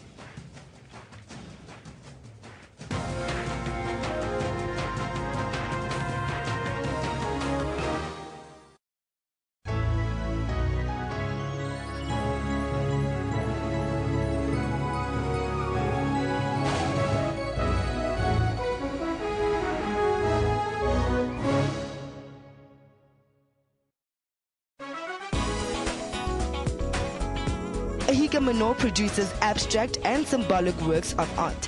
He called his latest collection Vote with Ink, Not Blood.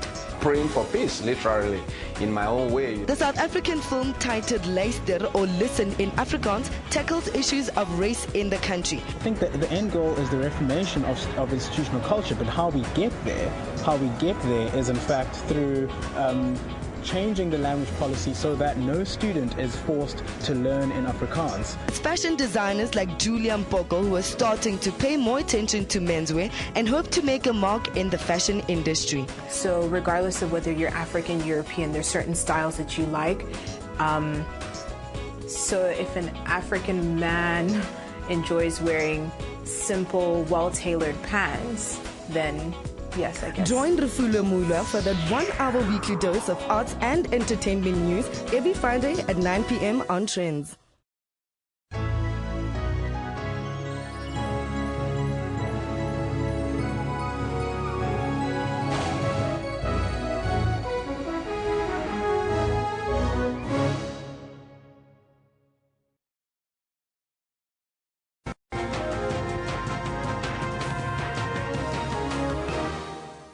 Hello again. You're still with Newsroom here on SABC News. Now, South Africa is home to the largest proportion of the world's rhino population. But elephant and rhino poaching has reached crisis proportions in southern Africa over the last 5 years. Last month, the Minister of Environmental Affairs, Edna Molewa, announced that for the first time in a decade, rhino poaching statistics have stabilized despite 1,175 animals being killed in the country in the year. But to deal with this crisis, John Hume, owner of the largest private rhino farm in the world, is fighting for the legalization of a global rhino horn trade and believes that this is the only way to protect the species in the long run. Now, John Hume is with us in studio this morning. Thank you for coming in, Mr. Hume. Very nice of you to join us here today. No problem. Let's start at the beginning. In 2008, you decided to start your own rhino farm. Was this purely a business decision at the time, or did you think this to be part of a long-term solution in solving the crisis with poaching of rhino horn? It actually started before that. I bought a farm to retire on in 1992, and I met rhinos for the first time shortly after that. During the 90s, I became aware of, first of all, what wonderful animals they were, and secondly, the persecution they were going through in Africa. And they literally climbed the top of my hit parade, and I became more and more aware that if we didn't do something about it, we would lose them. I was outdone by the poachers on that breeding station in the east, and that is where, in 2008, I started the current captive breeding operation where I am now. That's the one you have just alluded to. And it's simple. I just believe that if we're going to save them from extinction, we must breed them and we must protect them.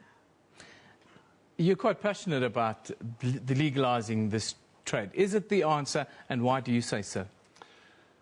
Well, I believe the answer is what I'm doing, captive breeding operations. It's not what a lot of people think is very small, confined spaces. They are quite big spaces, but obviously not extensive like our game reserves. So that makes it easier to protect them. I believe one of the ways to protect them is to take off their horns and make it less attractive to the poacher. In other words, the poacher is still going to go through the same amount of work, the same amount of risk, but get about 1/3 of the return. Having taken off the horns to protect the rhino, I think it is silly not to sell the horn in order to continue getting your finances which you need to protect rhino. Currently, my protection costs exceed all the other costs put together. That's all the feed for the rhinos, all the veterinarian management. So you have a private army pretty much that you have to employ in order to protect the rhinos that you farm. Private army, a permanent helicopter, going now for more high-tech stuff, early warning systems, radar, long-distance cameras, etc. Very expensive. Do you think it's possible to control the price and the sales of the horn, and who would you be trading with in this space, do you think? I believe that we should trade with the people who are now trading with the people who are killing our rhino horns. Our rhinos, sorry. I believe that if we went to those people and said to them, you are killing your own business, because in 5 years' time there are going to be no more rhinos for you to kill.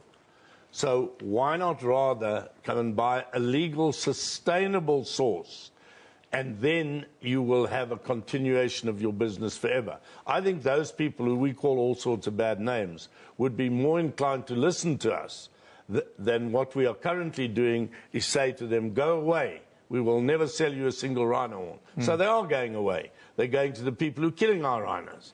And it is not the demand that is killing our rhino. It's the way in which that demand is supplied. That demand is being supplied from dead rhinos, and we are suggesting that it is rather supplied from live rhinos and natural mortalities. The reality is that rhino can regrow its horn 15 times, up to 15 times in a lifetime. About that, it grows about 10 centimeters a year. It also rubs it away naturally on trees and stones and things. So that's why it gets to a point. But if you took my rhinos and we got rid of the poaching and you let the horn grow for 3 or 4 years, you would not even know that that rhino had been dehorned, because it'll sharpen its horn and it'll look like a normal rhino that had not been dehorned. So I believe that at any time when we have finally got rid of all poaching, my rhinos will be perfect to stock the rest of Africa. What do you think right now are some of the biggest misconceptions with regards to rhino farming and then the trade in rhino horn? I marvel at the possibility of that misconception. I'm completely convinced that what we've got to do is breed rhinos and protect them. Now, what can be wrong with that? Nothing. So protecting them, one of the ways is to remove the rhino horn. So now why don't we sell that product which is sustainable and renewable, and try and talk them out of killing rhinos to supply horns? We have here, a lot of people say, how are you going to keep the illegal horn out of the legal? We have what we call a RODIS identification system here. So it's very easy for us to make sure that anybody who wants to sell a horn, make sure it's legal. In conclusion, where do you see this crisis with poaching? It seems to be extending to other species. Now, where do you see the poaching crisis going in the next 5 years? And do you see this decrease that we're seeing, the slight decrease in rhino being poached in the last year? Do you see that being extended or getting bigger? I am very fearful. I am very fearful because the decrease was very minimal. Is part of it because we have actually got less rhinos to poach? I fear for the rhino into the future, and we are not doing what we should do to let the private sector and the communities, both of them are capable of breeding a large amount of rhino, and we are doing nothing to help the communities, and we are doing nothing to help the commercial sector. In fact, we make it very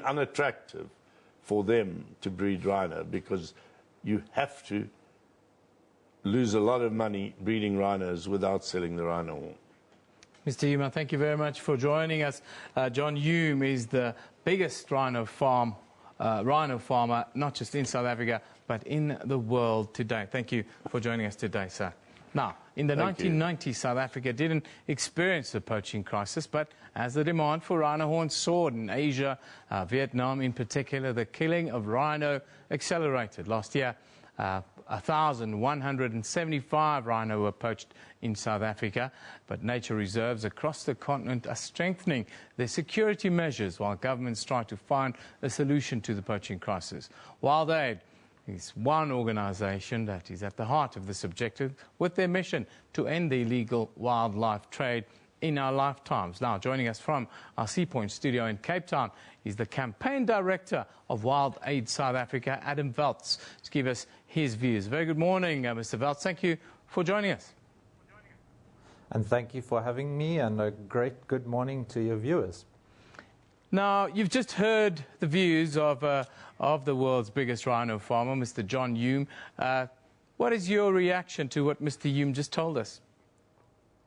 Well, Mr. Hume says that this solution to this problem is very simple, in the words that he just used. We don't believe that. As an international organization that has been active in Asia for many, many years and has, we feel, a deep understanding of Asian wildlife markets, we realize this is not simple.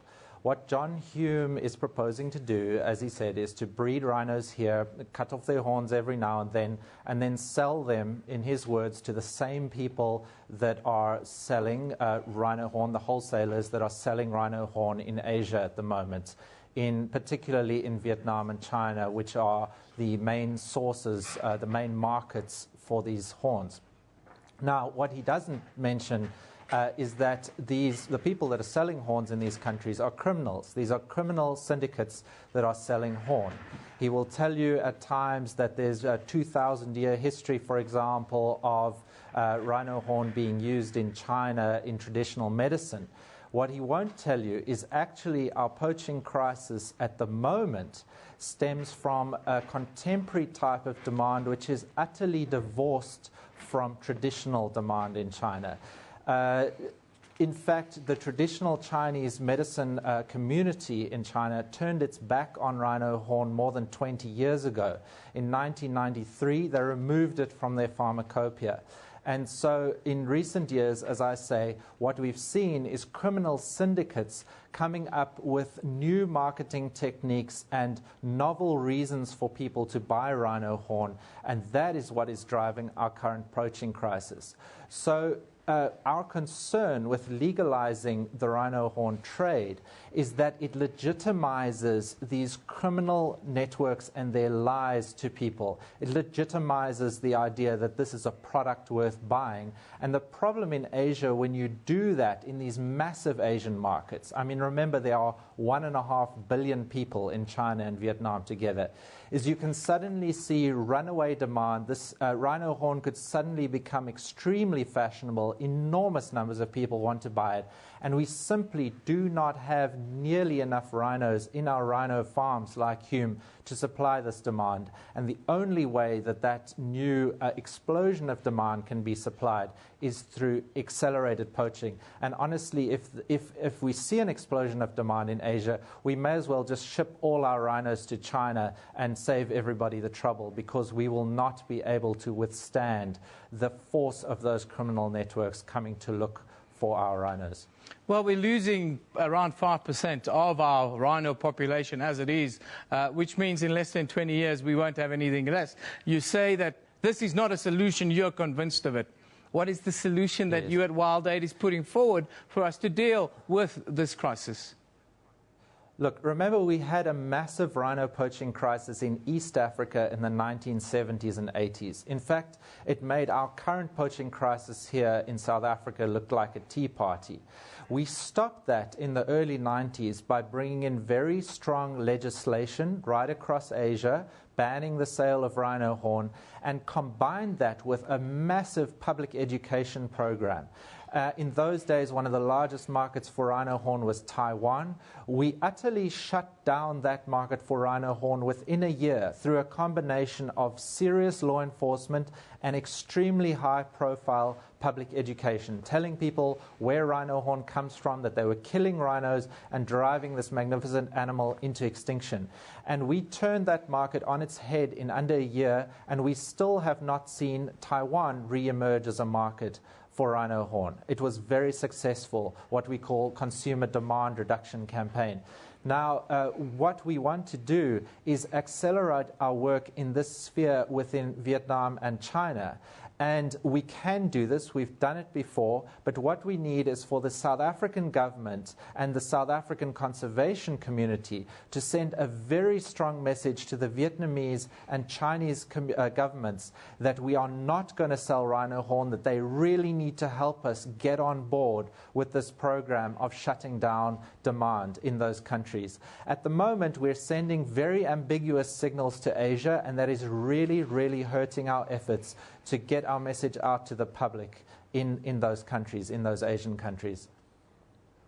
What have you discovered then about the modern market for rhino horn in Asia right now?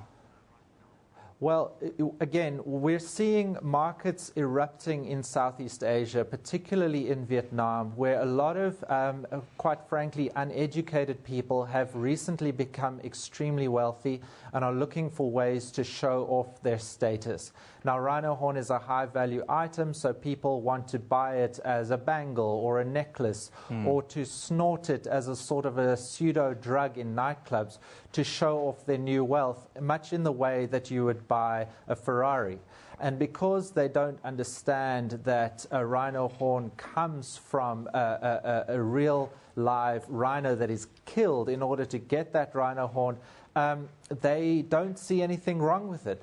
Once we know that once we start telling a lot of these people about the criminal networks that are supplying their horn, about the gruesome practice of poaching, a lot of them stop buying it. And if they get that same message from their peer group, from the government, from business people, they do actually stop buying horn. It starts becoming uncool, as it were. And that's what we found, as I say, about the market, is it's driven by fashion, it's driven by superstition, it is not driven by the ancient medicinal use that, John Hume says it is. The other thing I'd like to add just briefly is that John Hume is not, he says his method of farming is the way to protect rhinos.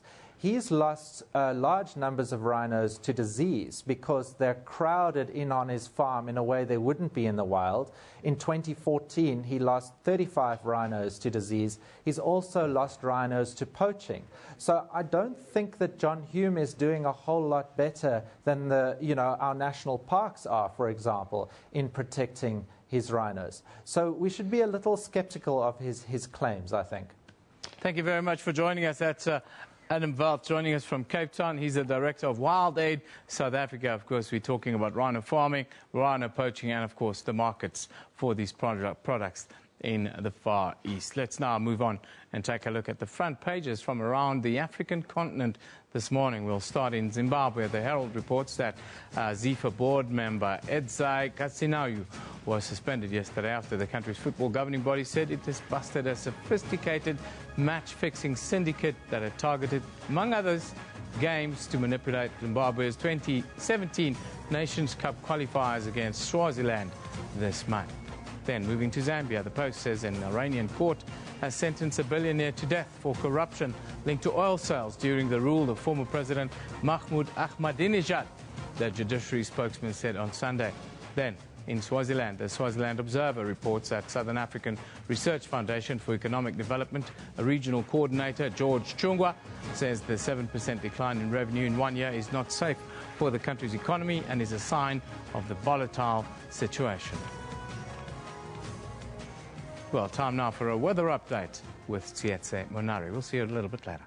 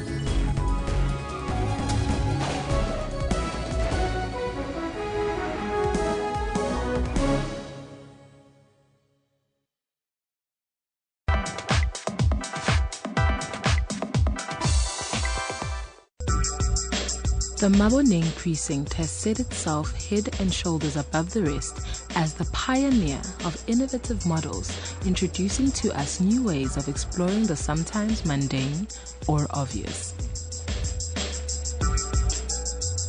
Street food is ready-to-eat food or drink sold in a street or other public place by a hawker or vendor. While some street foods are regional, many are not, having spread beyond their region of origin. Food like ikoda is seared into the psyche of anyone growing up in the township and has made its way to urban South Africa.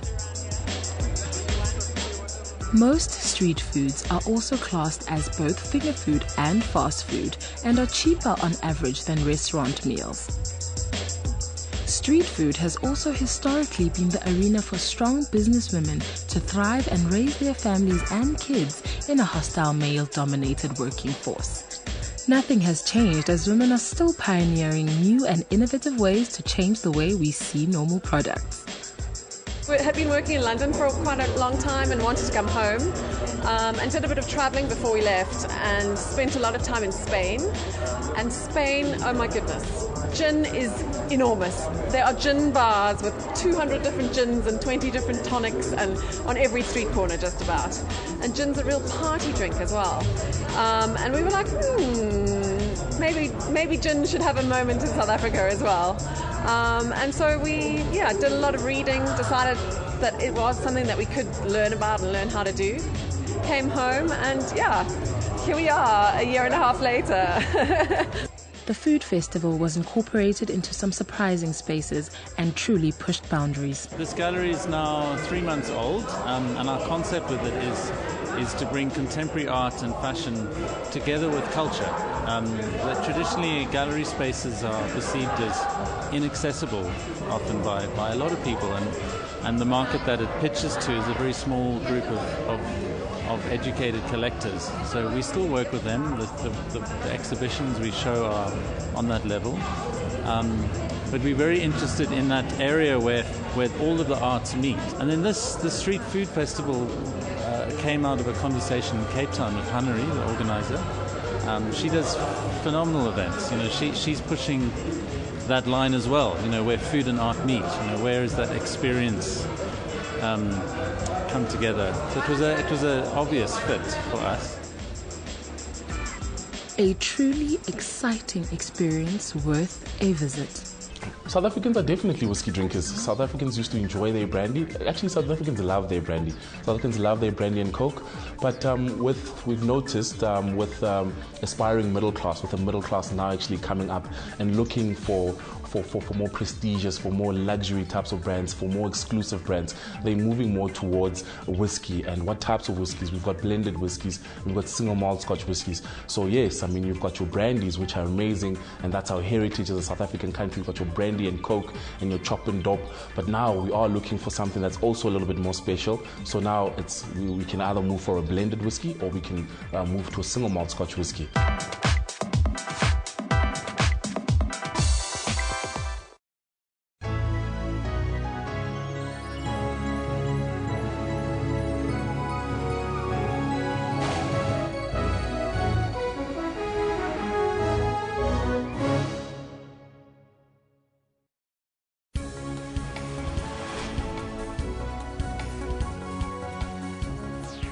News Today takes an in-depth look on news locally, continentally, and globally.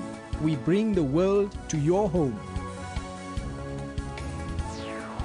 We cover all economy news extensively to keep you informed.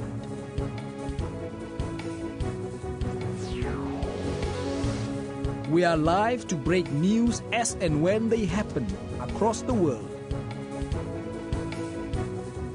We analyze news using experts in all aspects.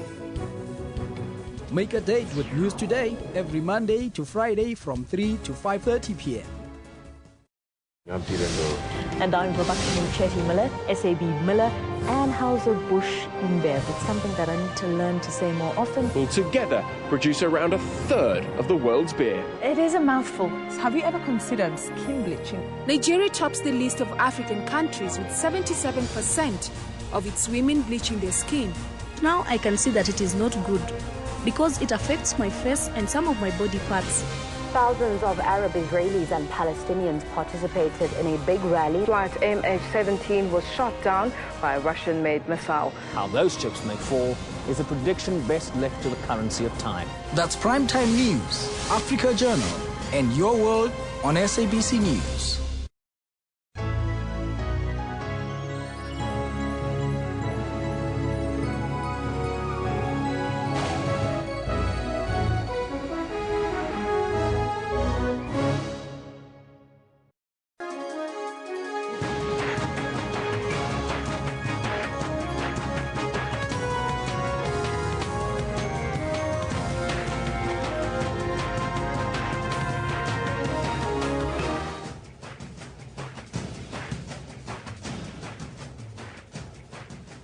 It's 1100 hours Central Africa time on this Wednesday, the 9th of March, 2016. This is Newsroom on SABC News, Channel 404, Jumbo Africa, and a very warm welcome as we broadcast live from Auckland Park Studios, Johannesburg, South Africa, to the rest of the African continent. I'm Elvis Preston. I'll be with you until 12 o'clock. As you know, we're also streaming live on YouTube with the entire show available on our YouTube channel. We're asking you a question this morning. Why do we burn our trains? That's our question to you. Let us know what's on your mind on the Twitter handle at SABC Newsroom as well as on our Facebook page. But first, let's take a look at your news headlines.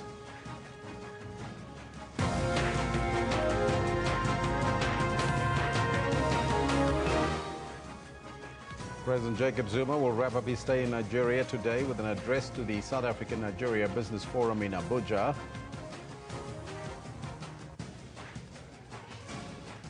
Ratings agency Moody's has placed South Africa's rating of Baa2 on review for a downgrade as Finance Minister Pravin Gordhan lands in the U.S. on the second leg of his investor roadshow. Staying in the U.S., Republican presidential frontrunner Donald Trump has rolled to big wins in Michigan and Mississippi as more U.S. states vote in the nominating contest. Now, those are all your headlines, but before we get to the news, let's find out from Kendall Makamate what's happening on the sports front. Very good morning.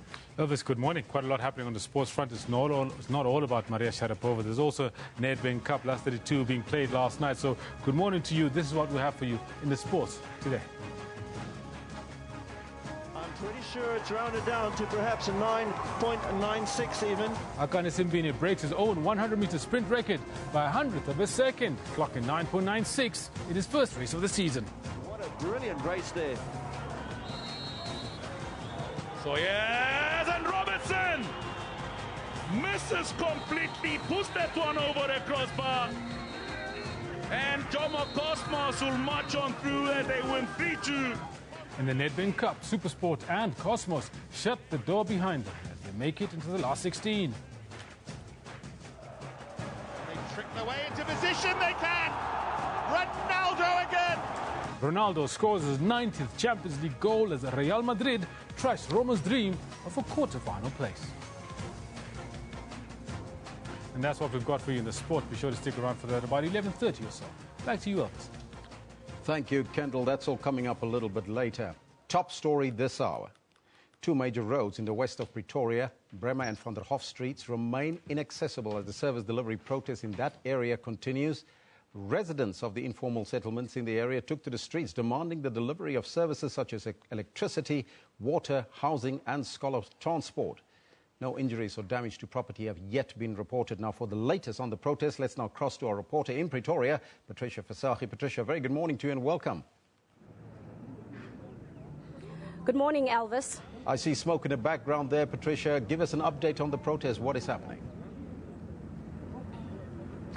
Well, Elvis, at this stage, as you can see, that this main road remains closed since very early this morning. Now, the situation remains calm, but very, very tense. Of course, you can see behind me that the road is blockaded with burning objects. You can see police also keeping a close watch. And on the other side, we have, a few members of the community from the three main formal settlements in the area. They are being addressed by, one of the members of the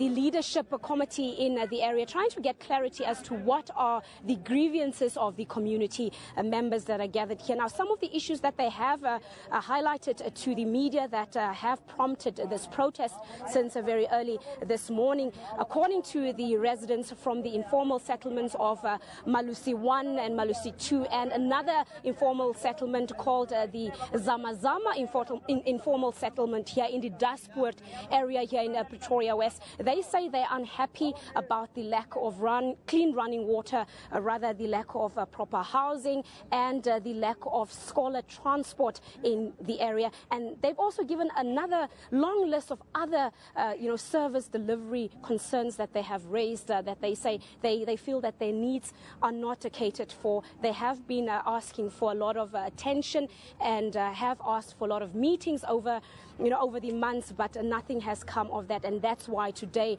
they have taken to the streets to highlight their grievances and express dissatisfaction with the lack of services in their various informal settlements. Now, Patricia, we also understand that the protest has also affected schooling in the area. Is that correct, and can you confirm that?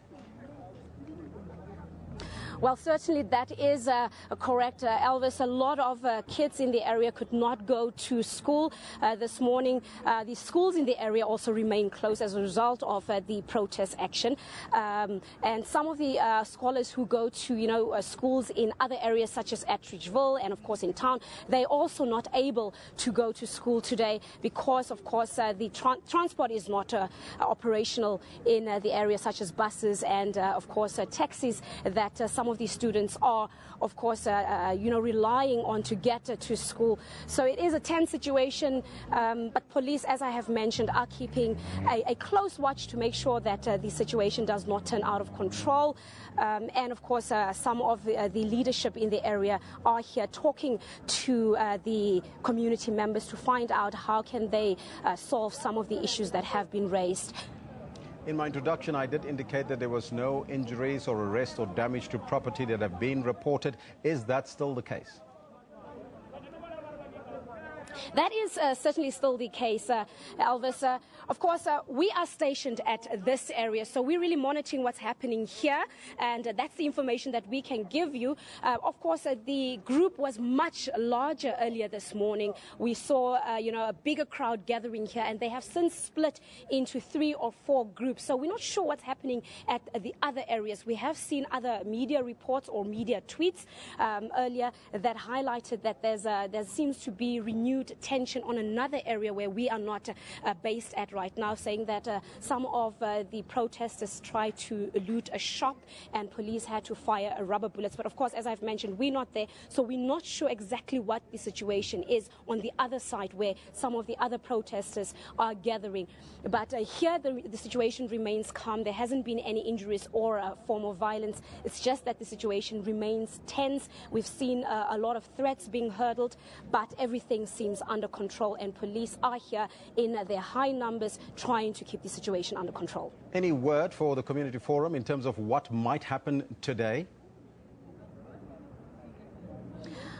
We have spoken to some of the leaders from the community, highlighting that they will, continue their protests throughout the day. They have demanded to be addressed by, the top leadership of the city of Tshwane to see if, they can have a meeting and to see if they can highlight their grievances and their demands to the leadership of course, the city of Tshwane, and see if their grievances can be resolved. But for the rest of the day, we think the situation will remain like this. The roads will remain closed. The crowds that are gathered here will remain here, try and, of course, highlight their concerns and, of course, bring their points across. They are here. They are gathered here. You can hear a lot of them are getting a bit upset. I'm not sure exactly what is the message that's been echoed at the gathering. That's just here on my left-hand side. It seems like, emotions are rising. advising.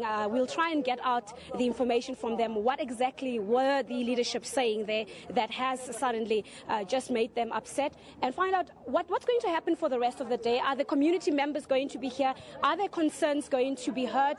And whether, or maybe let Elvis, actually, I think maybe a good plan is to hear from the people, yes, to hear what are their concerns. I think so. Because it is, it is their area. They are the ones that are affected. So let's hear from some of the community members. Why are you guys here today? What are your concerns? What is it that you guys want? Can we speak to maybe one of you? If you can just come close, stand here for me, sir. Let's just hear from you. Why are you guys gathered here today?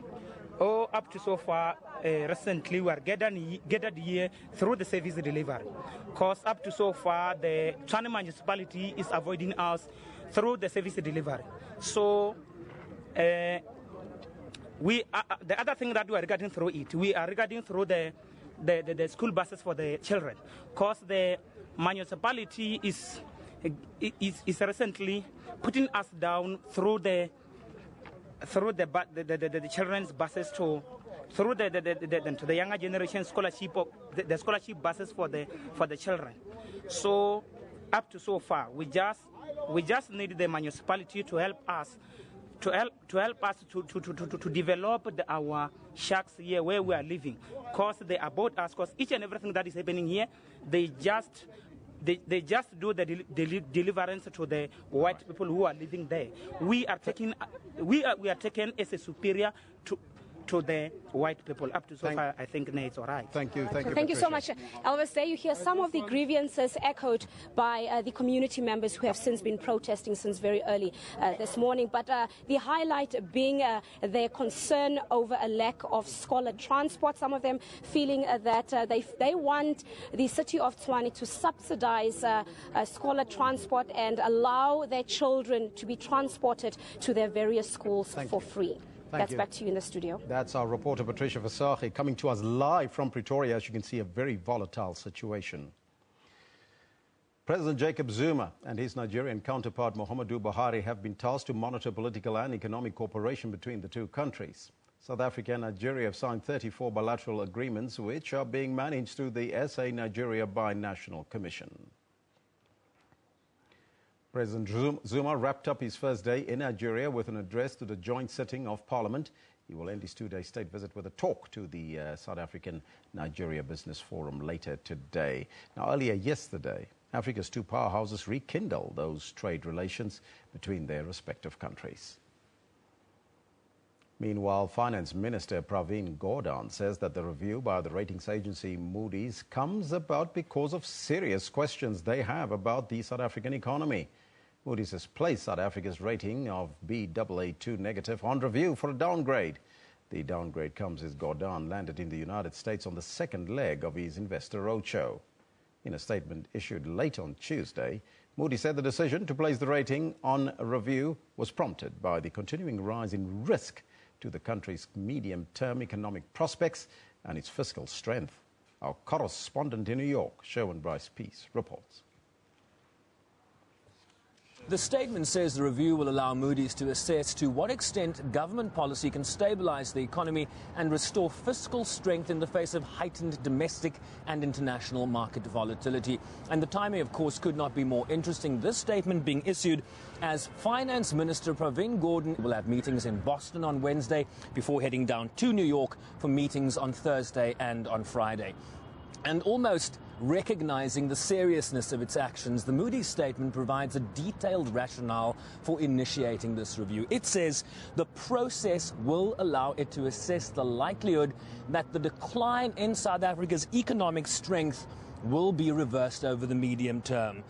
Moody's says it expects growth to decline still further since it assigned the negative outlook to its rating in December, now projecting that growth will decline further to just 0.5% in 2016 as a consequence of the intensification of issues related to the drought in South Africa, low commodity prices, as well as what we're witnessing around the world, from China to London to New York.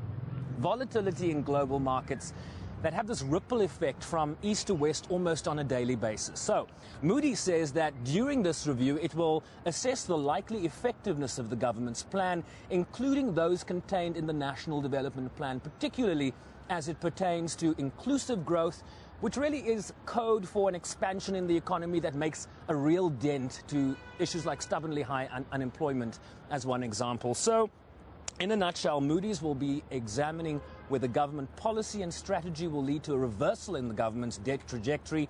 And if it believes that not to be the case, notwithstanding the efforts of Pravin Gordhan's delegation that is heading this way, it will downgrade the country's sovereign debt rating to junk status. The minister really coming to the United States at this time, landing in the United States early Wednesday morning, could not be at a more crucial time for South Africa. Back home, the sentencing hearing of convicted murderer Sindisiwe Manqele is scheduled to start in the High Court sitting in Palm Ridge today. The 26-year-old was found guilty of killing her rapper boyfriend, Nkululeko Flaba Habedi, in March last year. The court found from Manqele's own testimony that she intentionally stabbed Habedi in the chest during a violent argument. There wasn't any evidence supporting her claim that she acted in self-defense. The first day of the hearing falls on the first anniversary of Habedi's death. The rapper's family says being in court will be difficult. Now, as you know, we spoke about rhino farming as well as endangered species and the protection thereof a little bit earlier. Now, social media sites such as Facebook are increasingly being used as a platform to promote illegal trade in endangered wildlife, especially in the Asian market. South Africa is not far removed from this, with the roaring trade and sale of endangered plants and animals being conducted on the internet. A report called The Trading Faces, produced by Traffic, a UK wildlife protection monitoring group, has revealed how international animal traffickers are turning to social media, especially Facebook, to fuel their trade. Now, to talk to us on this issue, we're joined via Skype from London by the Global Wildlife Cybercrime Project Leader at the International Fund for Animal Welfare, Tanya McRae-Steele. Tanya, very good morning to you and welcome. Hello, thanks for having me on your show. Tanya, just briefly, can you tell us which countries are mostly affected by this? Well, our most recent investigation, entitled Wanted Dead or Alive, looked at 16 different countries across the world, and we looked at online marketplaces. Online marketplaces are websites such as eBay, and we found over 30,000 wildlife products available for sale over just a period of 6 weeks across those 16 countries. China, by far and away, had the most amount of products, but Europe wasn't far behind. So we're seeing that this is a real, growing, emerging threat, and it's impacting on the survival of endangered species. Now, we are very worried here in South Africa about our rhino trade, but which animals are most likely at risk here? Well, initial intelligence that we're gathering on South Africa shows that online wildlife trade is an issue for South Africa. And we're seeing some surprising species pop up, things like parrots, non-endemic parrots as well, that are being advertised for sale over the internet, as well as ivory and rhinos, live rhinos in particular, being advertised for sale. So what we're aware of is that this issue actually goes beyond just looking at the rhino issue when we're focusing on South Africa. Now, how exactly is social media fueling this illegal trade of animals, fauna and flora in our country and on the continent, and how does it actually work? So we have the vast majority of trade taking place on online marketplaces, but we're now seeing that social media is posing an emerging threat. We're seeing people establishing closed groups on Facebook, which are basically members-only groups where people can have conversations with people that they trust. And those groups are harder for enforcers and the likes of us to penetrate and get an understanding of. We're also seeing people use Instagram to promote the sale of wild animals, but also to glamorize the keeping of exotic animals as pets, and some of those are really dangerous animals as well, so there's a safety issue there too. And we're seeing people using Twitter to drive customers to their Instagram or their online marketplace to generate interest. So there's this diversification of different media over the internet that is complicating the issue and increasing the risk to the survival of endangered wildlife. Sounds absolutely incredible. So it's not just Facebook, it's across social media spectrum. But have you tried to engage with the media social networks in order to make them aware of this problem? Yeah, so we've had an enormous amount of success so far. We worked with eBay and they introduced a ban on the sale of ivory, and they're doing a sterling job of going and implementing that policy. But the identifying social media as an emerging threat has only happened recently, and we've already had a significant amount of success in China, where we've partnered with Tencent. Tencent has over 500 million users in China and the wider Chinese community every month. That's a massive reach. And we're working with them to promote a pro-conservation message, but also to identify people who are using their site to trade in illegal wildlife and alerting enforcers to which individuals they should be investigating further. Tanya, I would like to thank you for your time. Thank you. That was Global Wildlife Cybercrime Project Leader at the International Fund for Animal Welfare, Tanya McRae-Steele, on the line there to us. Incredulous, isn't it? But right now, let's take a break and we'll be right back with your regional news after that with Evan.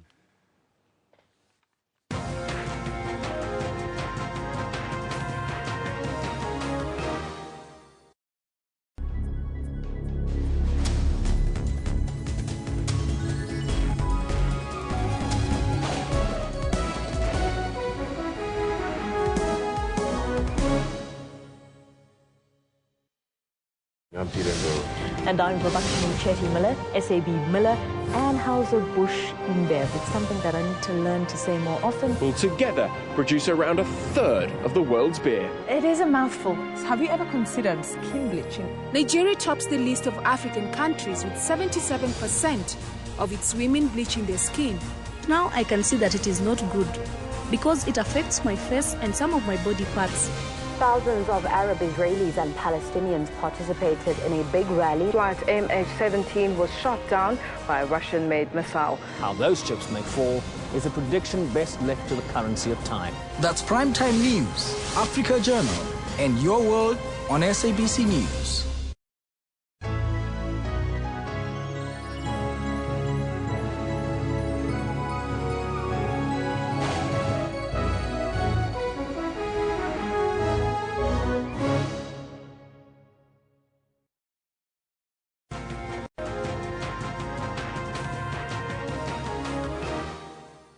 Welcome back. Time for us now to take a more regional focus with our news this morning.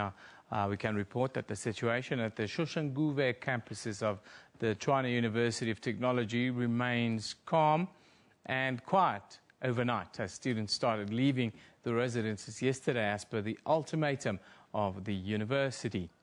According to TUT management, most students have left, and those that remain on campus are also making arrangements, especially those who live in faraway places. The university announced the closure of the two campuses on Monday following continued disruptions and gave students until yesterday to vacate residences. The two campuses will only now be reopened on the 5th of April. Now, for more on this story, we are joined in our Pretoria studio by Villa de Ruyter, who is the Rhino University of Technology spokesperson. A very good morning to you. Thank you for joining us today. Good morning. Thanks for having me. Just give us a quick roundup. What is happening there today, and how do you review the last couple of days? Well, the situation is calm. We've been monitoring it for the past 24 hours. There's a couple of students who are still left on the campus, and we provided alternative accommodation to them for their own safety and to allow them time to make travel plans. We expect that they will all be off they would all have gone home by the weekend. There's a lot of work that will go into stabilizing the campus now. We've got plans, and there will be a press conference tomorrow where it will be announced. And then also, we would like to engage the parents and stakeholders. It's very important to get their inputs and to get their ideas on the way forward for those campuses. The town hall meeting that will be called will take place on 19 March from 11 to 1 at the Genk Hall at the Soshanguve South campus. And for us, it's a priority to stabilize those campuses and to get our students back into class. Now, the 5th of April is when you're scheduled to return to class. How do you think that's going to affect your academic year? It's certainly a lot of time lost for educators. Well, during a Senate meeting earlier this week, the issue was discussed, and there's an academic plan that's being devised. We will engage with staff members to get their assistance in redevising the academic plan, but the one thing we will ensure is that no students will be disadvantaged through any of this protest action, the closure of the campuses. Then further to that, we also extended the registration date for students at the Soshanguve campuses. They can come to the Pretoria campus, and they've got time until the 11th of March to sort out their registration. Now, Villa, the SRC, the Students' Representative Council at the university, they've come out and they've asked students to resist your requests. How do you view these actions by the SRC, and how do you overcome the continued tension you have with student leadership?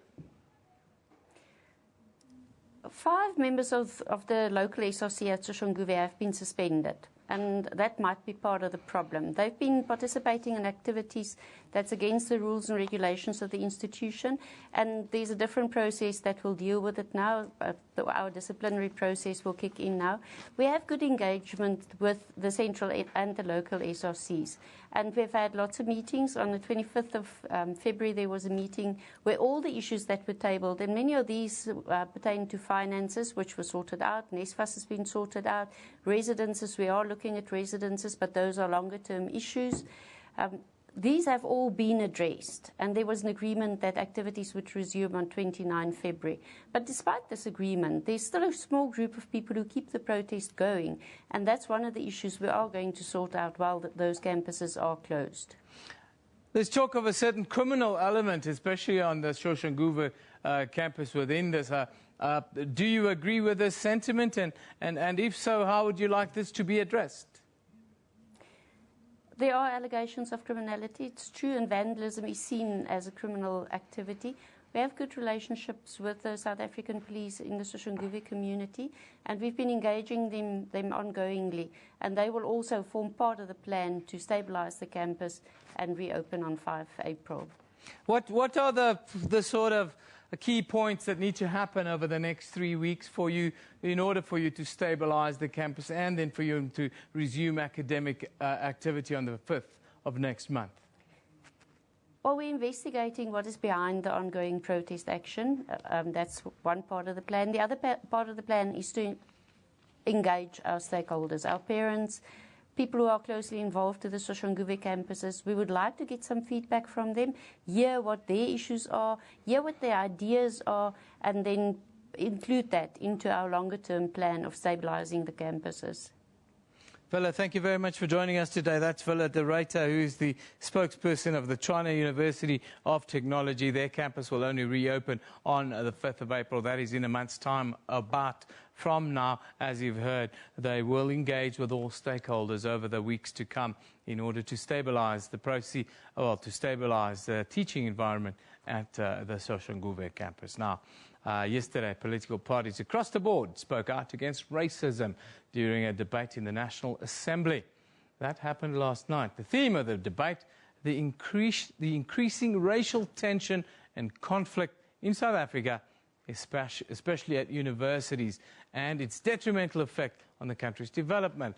All parties agreed on the destructive nature of racism, but the blame game seemed to be the order of the day. Let's look back. Everyone on the same page. Racism does not bode well for anyone. However, accusations of political opportunism flew fast and furious, with seemingly everyone accusing everyone else of using the student uprising to score political points. The Freedom Front Plus, who called for the debate, says the mass student protests stemmed from financial, language and color barriers. The current protests are largely artificial. On every campus, there's a small number of activists, 4 or 5, who calculating try and start up protests. They are not supported by the thousands of students, as was the case with the Feast Must Fall, but only by a couple of hundred. This is an artificial attempt of certain political powers and the EFF to create a revolutionary climate. We as the ANC wish to reiterate our call for strengthening of laws that protect and promote human dignity and equality by criminalizing racism. We call for the establishment of a national register for racist offenders. As part of tightening the legislation with racism, we will ensure that racists are blacklisted. Our universities have been subjected to massive, unremitting protests across every province. There has been violence, arson, vandalism, bullying, the prevention of learning, and probably many other things we don't know about. All our latent fears and historical resentments come to the fore when our world is threatened. It is not unexpected that out of this cauldron of anger and resentment, racial hatred has emerged. Now that we have a new generation of black youth who question the very foundation of white privilege, rabid racists like Mr. Mulder and the defenders of white privileges, the DA and the ANC are caught literally with their pants down. Honorable Khawula, it is unparliamentary to call any member in this House as racist. So please withdraw that, Honorable Member. I withdraw, Chair. For too long, black people were sold dreams of a rainbow nationhood, where they are expected not to disrupt the privileges of whiteness. Other MPs called for an end to the finger-pointing. I'm just saddened that the ongoing finger-pointing, that you are, as if that solves the problem. In fact, there are white people that are racist, there are black people that are racist. Therefore, we have a situation in this country of racism which is manifesting itself. In this honorable House, as long as we tolerate the deliberate fanning of racial division in our midst, we'll never be able to tackle the remnants of racism in our society. The ongoing racial conflict at our universities over the use of languages can, to some extent, be viewed in this context. It is an attempt by each party to, whether rightly or wrongly, act in a manner that seeks to protect and ward off an affront to its identity. University students are better placed than most in society to defeat racism, as there is a strong nexus between colonialism and racism. University students must take the lead in intellectually defeating the colonial mindset. There are racists in every race group of our country who are stoking hatred and confrontation. Some even inciting violence they hope will lead to race war. Honorable Chair, I must first say that I don't think we are doing justice to the citizens of this country by debating on the matter that is racism today, after we have firstly shown them the opposite of what we are now saying in the beginning of this sitting. Racism is not merely a prejudice. It is both ideological and systemic. Racism manifests itself throughout almost all institutions in our society. Earlier during the sitting, the House was threatened with disruption as arguments over race broke out between the DA and the EFF. People who dish out medicine must be prepared to take it themselves. Honourable Member. Order, Deputy Chair. Deputy Chair, you can't allow the chief whip of the DA No, you can't. He must withdraw those things, Deputy Chair. Why are you scared of him? He is not a doctor. He is not a doctor. You are both the chief whip of DA is not a doctor. How does he know that people are on medication? We didn't come to this house to listen to what is happening now in this house. Some political parties responded to this, saying it was up to MPs from all parties to lead in the fight against racism in South Africa. Abra Barbia, SABC News, Parliament.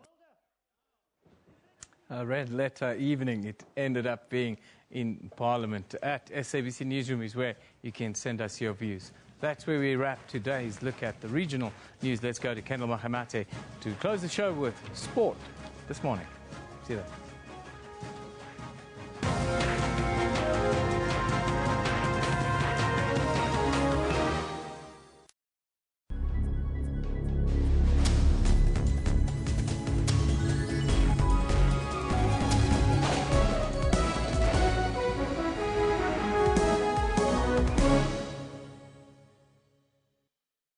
Get all the latest news from the SABC's online news services on our website. Breaking news and in-depth coverage of everything from business, sports to politics and lifestyle. Catch the top news clips and watch live streaming of major news events on the SABC News YouTube channel whenever. Stay connected on the SABC News Facebook page and have your say on news that matters to you. And for the latest headlines and live updates from our reporters, follow us on Twitter.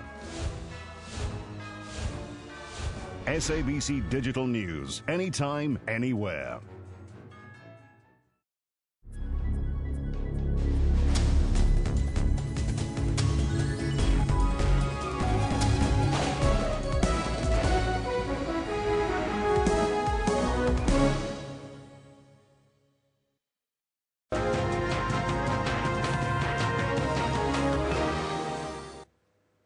Welcome back. I'm Kendall Makhamat, and I've got your sports on Newsroom. Our top story for this sports bulletin is sprinter Akane Simbine has stolen the show at the Pilgridge Stadium in Pretoria last night when he broke the national 100-meter record at Athletics South Africa's first night series meeting.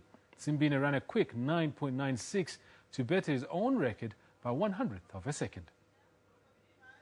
The South African champion. Simbine could not have asked for a better way to get the Olympic year underway. After a brilliant start, he quickly pulled away from the rest of the field and continued to excel. He crossed the finish line in 9.96 seconds.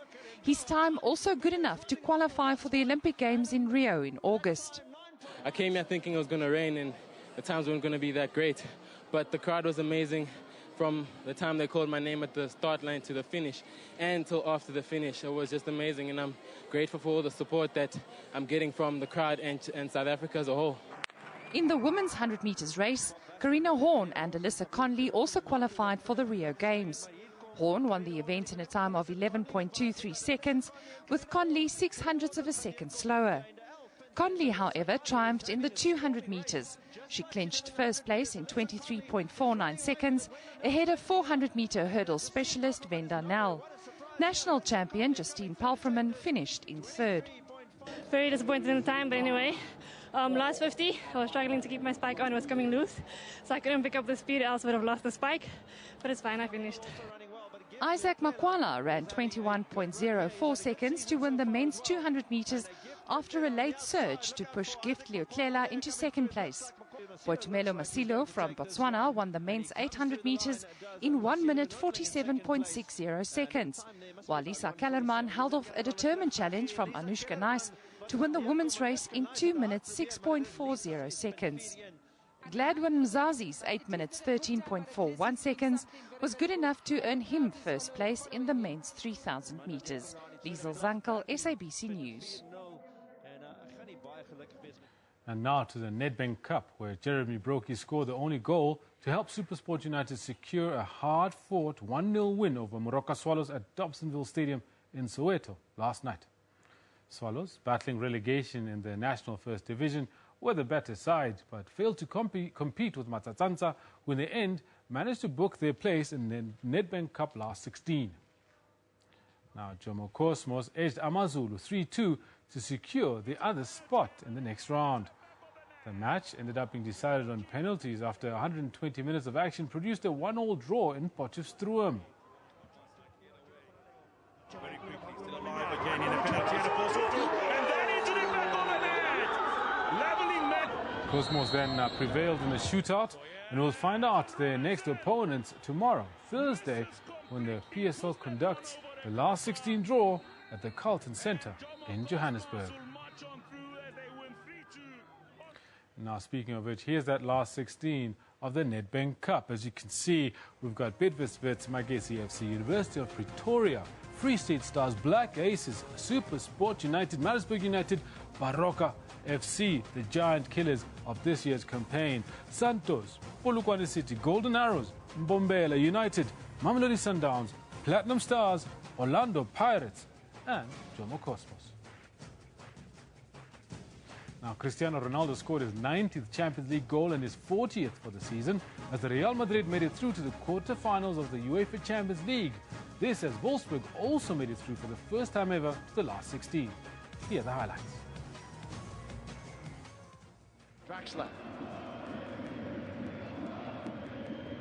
Terrific work by Draxler. Wolfsburg have the lead. It's Andreas Schürrle, and surely that has ended Kent's challenge. Look at Ramos getting forward here, the centre half. Ronaldo carries on. Excellent stop to Chesney. Wide from Modric. And they trick their way into position, they can! Ronaldo again! Lucas Vasquez with the cross. Ronaldo's finish. His 90th Champions League goal. Now Real can start to break. Ronaldo again. Rodriguez outside him. Here is James Rodriguez! The great entertainers march through and turn on the style at the Bernabeu. And Real Madrid, without conceding a goal, make it through.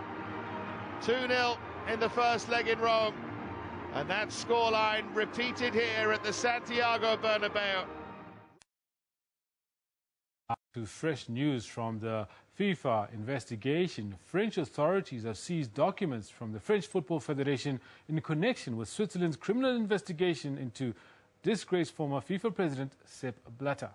Swiss prosecutors have accused Blatter of criminal mismanagement or misappropriation over a TV rights deal and offered disloyal payment to suspended UEFA president Michel Platini. Both Blatter and Platini have denied any wrongdoing. Moving on to other sporting stories, Serena Williams, a top-ranked player in women's tennis, said that she was shocked to hear that fellow tennis star Maria Sharapova had failed a drug test. But she commended Sharapova for showing courage and taking responsibility.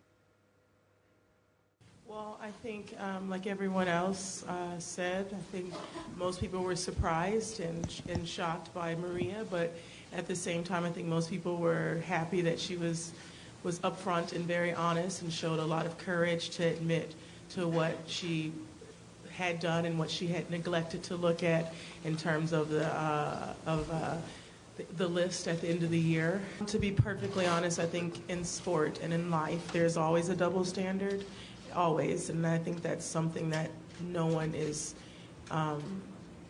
everyone knows. Whether it's a race thing or a sex thing, there's always been a double standard and difference.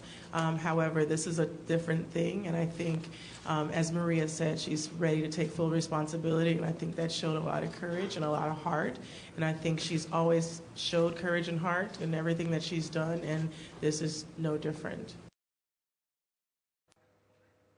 Now bringing it back home, the South African and Australian cricket teams go into the final T20 International at Newlands in Cape Town with the series level at 1-1. While a series win is important, the Proteas will want to fine-tune their game ahead of the T20 World Cup so that they can finally try and win an ICC World Cup tournament. Faf du Plessis spoke about using the series to try out combinations ahead of the World Cup. Hashim Amla is yet to play in the series, with Quinton de Kock and AB de Villiers opening the batting. But the question must be asked, why can't Amla and de Kock open with de Villiers coming in at 3 or after du Plessis, giving the Proteas maximum firepower with their batting? Either way, with whoever gets into that position, we'll do the best what's needed for the team. Try to win a World Cup here for once, and then so there's not much competition. Me and him, there's no beef, there's nothing like that. Every time you represent your country, it's important to win. But the tournament in India later in the month looms large. It's 2020. If it was another series in India, it would be more important. But the fact that it's here in South Africa, the wickets are a bit different, so we're not really to face. Obviously, we want to win. Another series win against Australia doesn't come easily, so a series win against her would be lovely. But yeah, it's, you know, there's a bigger picture at the end of the day anyway. The Proteas will also have to make a decision over spinner Aaron Pengisa. If problems with his bowling action persist, leg spinner Eddie Lee might come into the picture. The decider should be a cracker at Newlands. Not only will the Proteas want to seal the series, but also get much-needed confidence and momentum going into the T20 World Cup.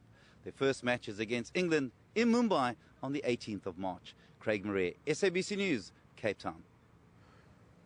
As you know by now, Aaron Pangisa has since been cleared and he can go in and bowl if they choose him to. Moving on to other stories on the Cricket World Cup, though, Zimbabwe have beaten Hong Kong by 14 runs in their opening World T20 qualifying match in Nagpur, India. Hong Kong won the toss and sent Zimbabwe in to bat. Although Vusi Sibanda top scored with 59 of 46 deliveries, it was Elton Chigumburu's innings that proved the difference. His unbeaten 30 of 13 balls steered Zimbabwe to 158 for 8. Zimbabwe contained the Hong Kong batsmen in the opening overs, and despite an innings of 53 of 44 deliveries by opener Jamie Atkinson, Hong Kong were restricted to 144 for 6 in their 20 overs.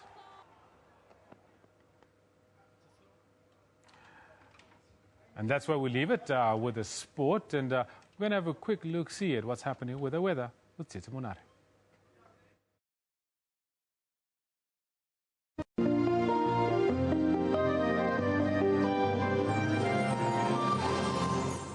Hi there, let's take a look at this weather. And as we mentioned, there's possibilities of some heavy rainfall towards the northeastern parts of South Africa. You can see scattered showers from Botswana spreading in towards Limpopo province, some parts of Mpumalanga, and definitely into the northern sides of KwaZulu-Natal. Otherwise, clear conditions are expected for much of the west.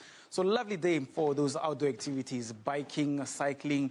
If you're thinking of jogging, yeah, do go for it. And maybe even surfing, as the winds are also just about perfect. In terms of temperatures, it's going to be quite a warm day for Upington. Sunny skies with a maximum of 35 degrees, 26 towards Cape Town.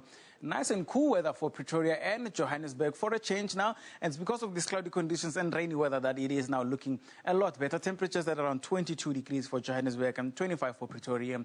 I wouldn't recommend the cycling over the northeastern side because of the rain that we experiencing now. So do check your weather forecast if you're planning any outdoor activities. Lusaka up north is at 29, basically one of the only ones that are just cloudy. Not much rainfall expected for this Wednesday. Harare 27, Beira 33, and rainy weather also towards Madagascar's capital, Antananarivo. Just have a look at this map as well. Widespread showers along the west coast as well as over the interior. So from the northern part of Zambia into the southern parts of the DRC, do expect rain. Definitely towards the eastern side as well. So if you're going to be in places such as Dar es Salaam, do expect showers. Kigali, Bujumbura, as well as over Kampala. Nairobi is slightly drier. Temperatures also looking on the lower side of the 20s. Maximum of 22 this afternoon. Very hot weather for Bangui and Juba. Those are both into the upper 30s. Nice and cool again towards Kampala and Addis Ababa. As normal, Addis Ababa is into the lower 20s, and possibilities of showers are expected late into the afternoon. Dry weather for the northern part of Africa, so the desert areas are just going to be going through the desert weather. Djibouti might be a little bit wet with possibilities of rain, but very small chance, including Riyadh. Mecca will be cloudy. Temperatures are also going to be into the lower 30s. Sunny skies right through from Seba all the way towards Benghazi, with a bit of showers towards Damascus. I did mention Mecca is going to be quite hot, 34. Sunny skies are expected there. And Khartoum even much warmer. But then have a look at Al Fashir, ladies and gentlemen, 46 degrees is your maximum there. Temperatures are very close to the 50 mark. Agadez at 38, joining the pack in terms of the cloudy conditions that we're experiencing along those parts. West Africa, along the west coast, partly cloudy skies are expected here. Also, very little chance of rainfall. Going to be quite clear from Dakar up towards Las Palmas, with a bit of showers only towards Lagos, going all the way towards the central part of Nigeria. For all those that are going to be in Abuja, expect a little bit of cloudy conditions. You can see the moisture moving slightly further up, almost touching the southern part of Niamey. So Niger is also expected to be quite hot with possibilities of clouds. So that's where most of the clouds will be coming in, only along the southern part. But sunny skies for N'Djamena, 43. Rainy weather towards Algiers and over the far northern parts into Tunisia. Do expect an average of 21 degrees. Nice and hot weather for Conakry, reaching a maximum of 32. And not far from that, if you go into Bamako, temperatures go up by 8 degrees. So hot weather as you move more inland.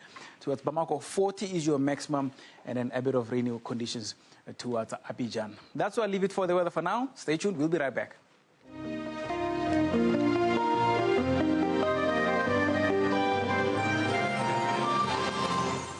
Well, and that's how we ended here in Newsroom for today. We hope that you enjoyed it. We enjoyed it very much. That's how we are. Got to leave it. My name is Elvis Presley. I'm Kendall Makamati. On behalf of Evan Janssen, we'll see you tomorrow morning, same time, same place. Ciao for now. Arrivederci.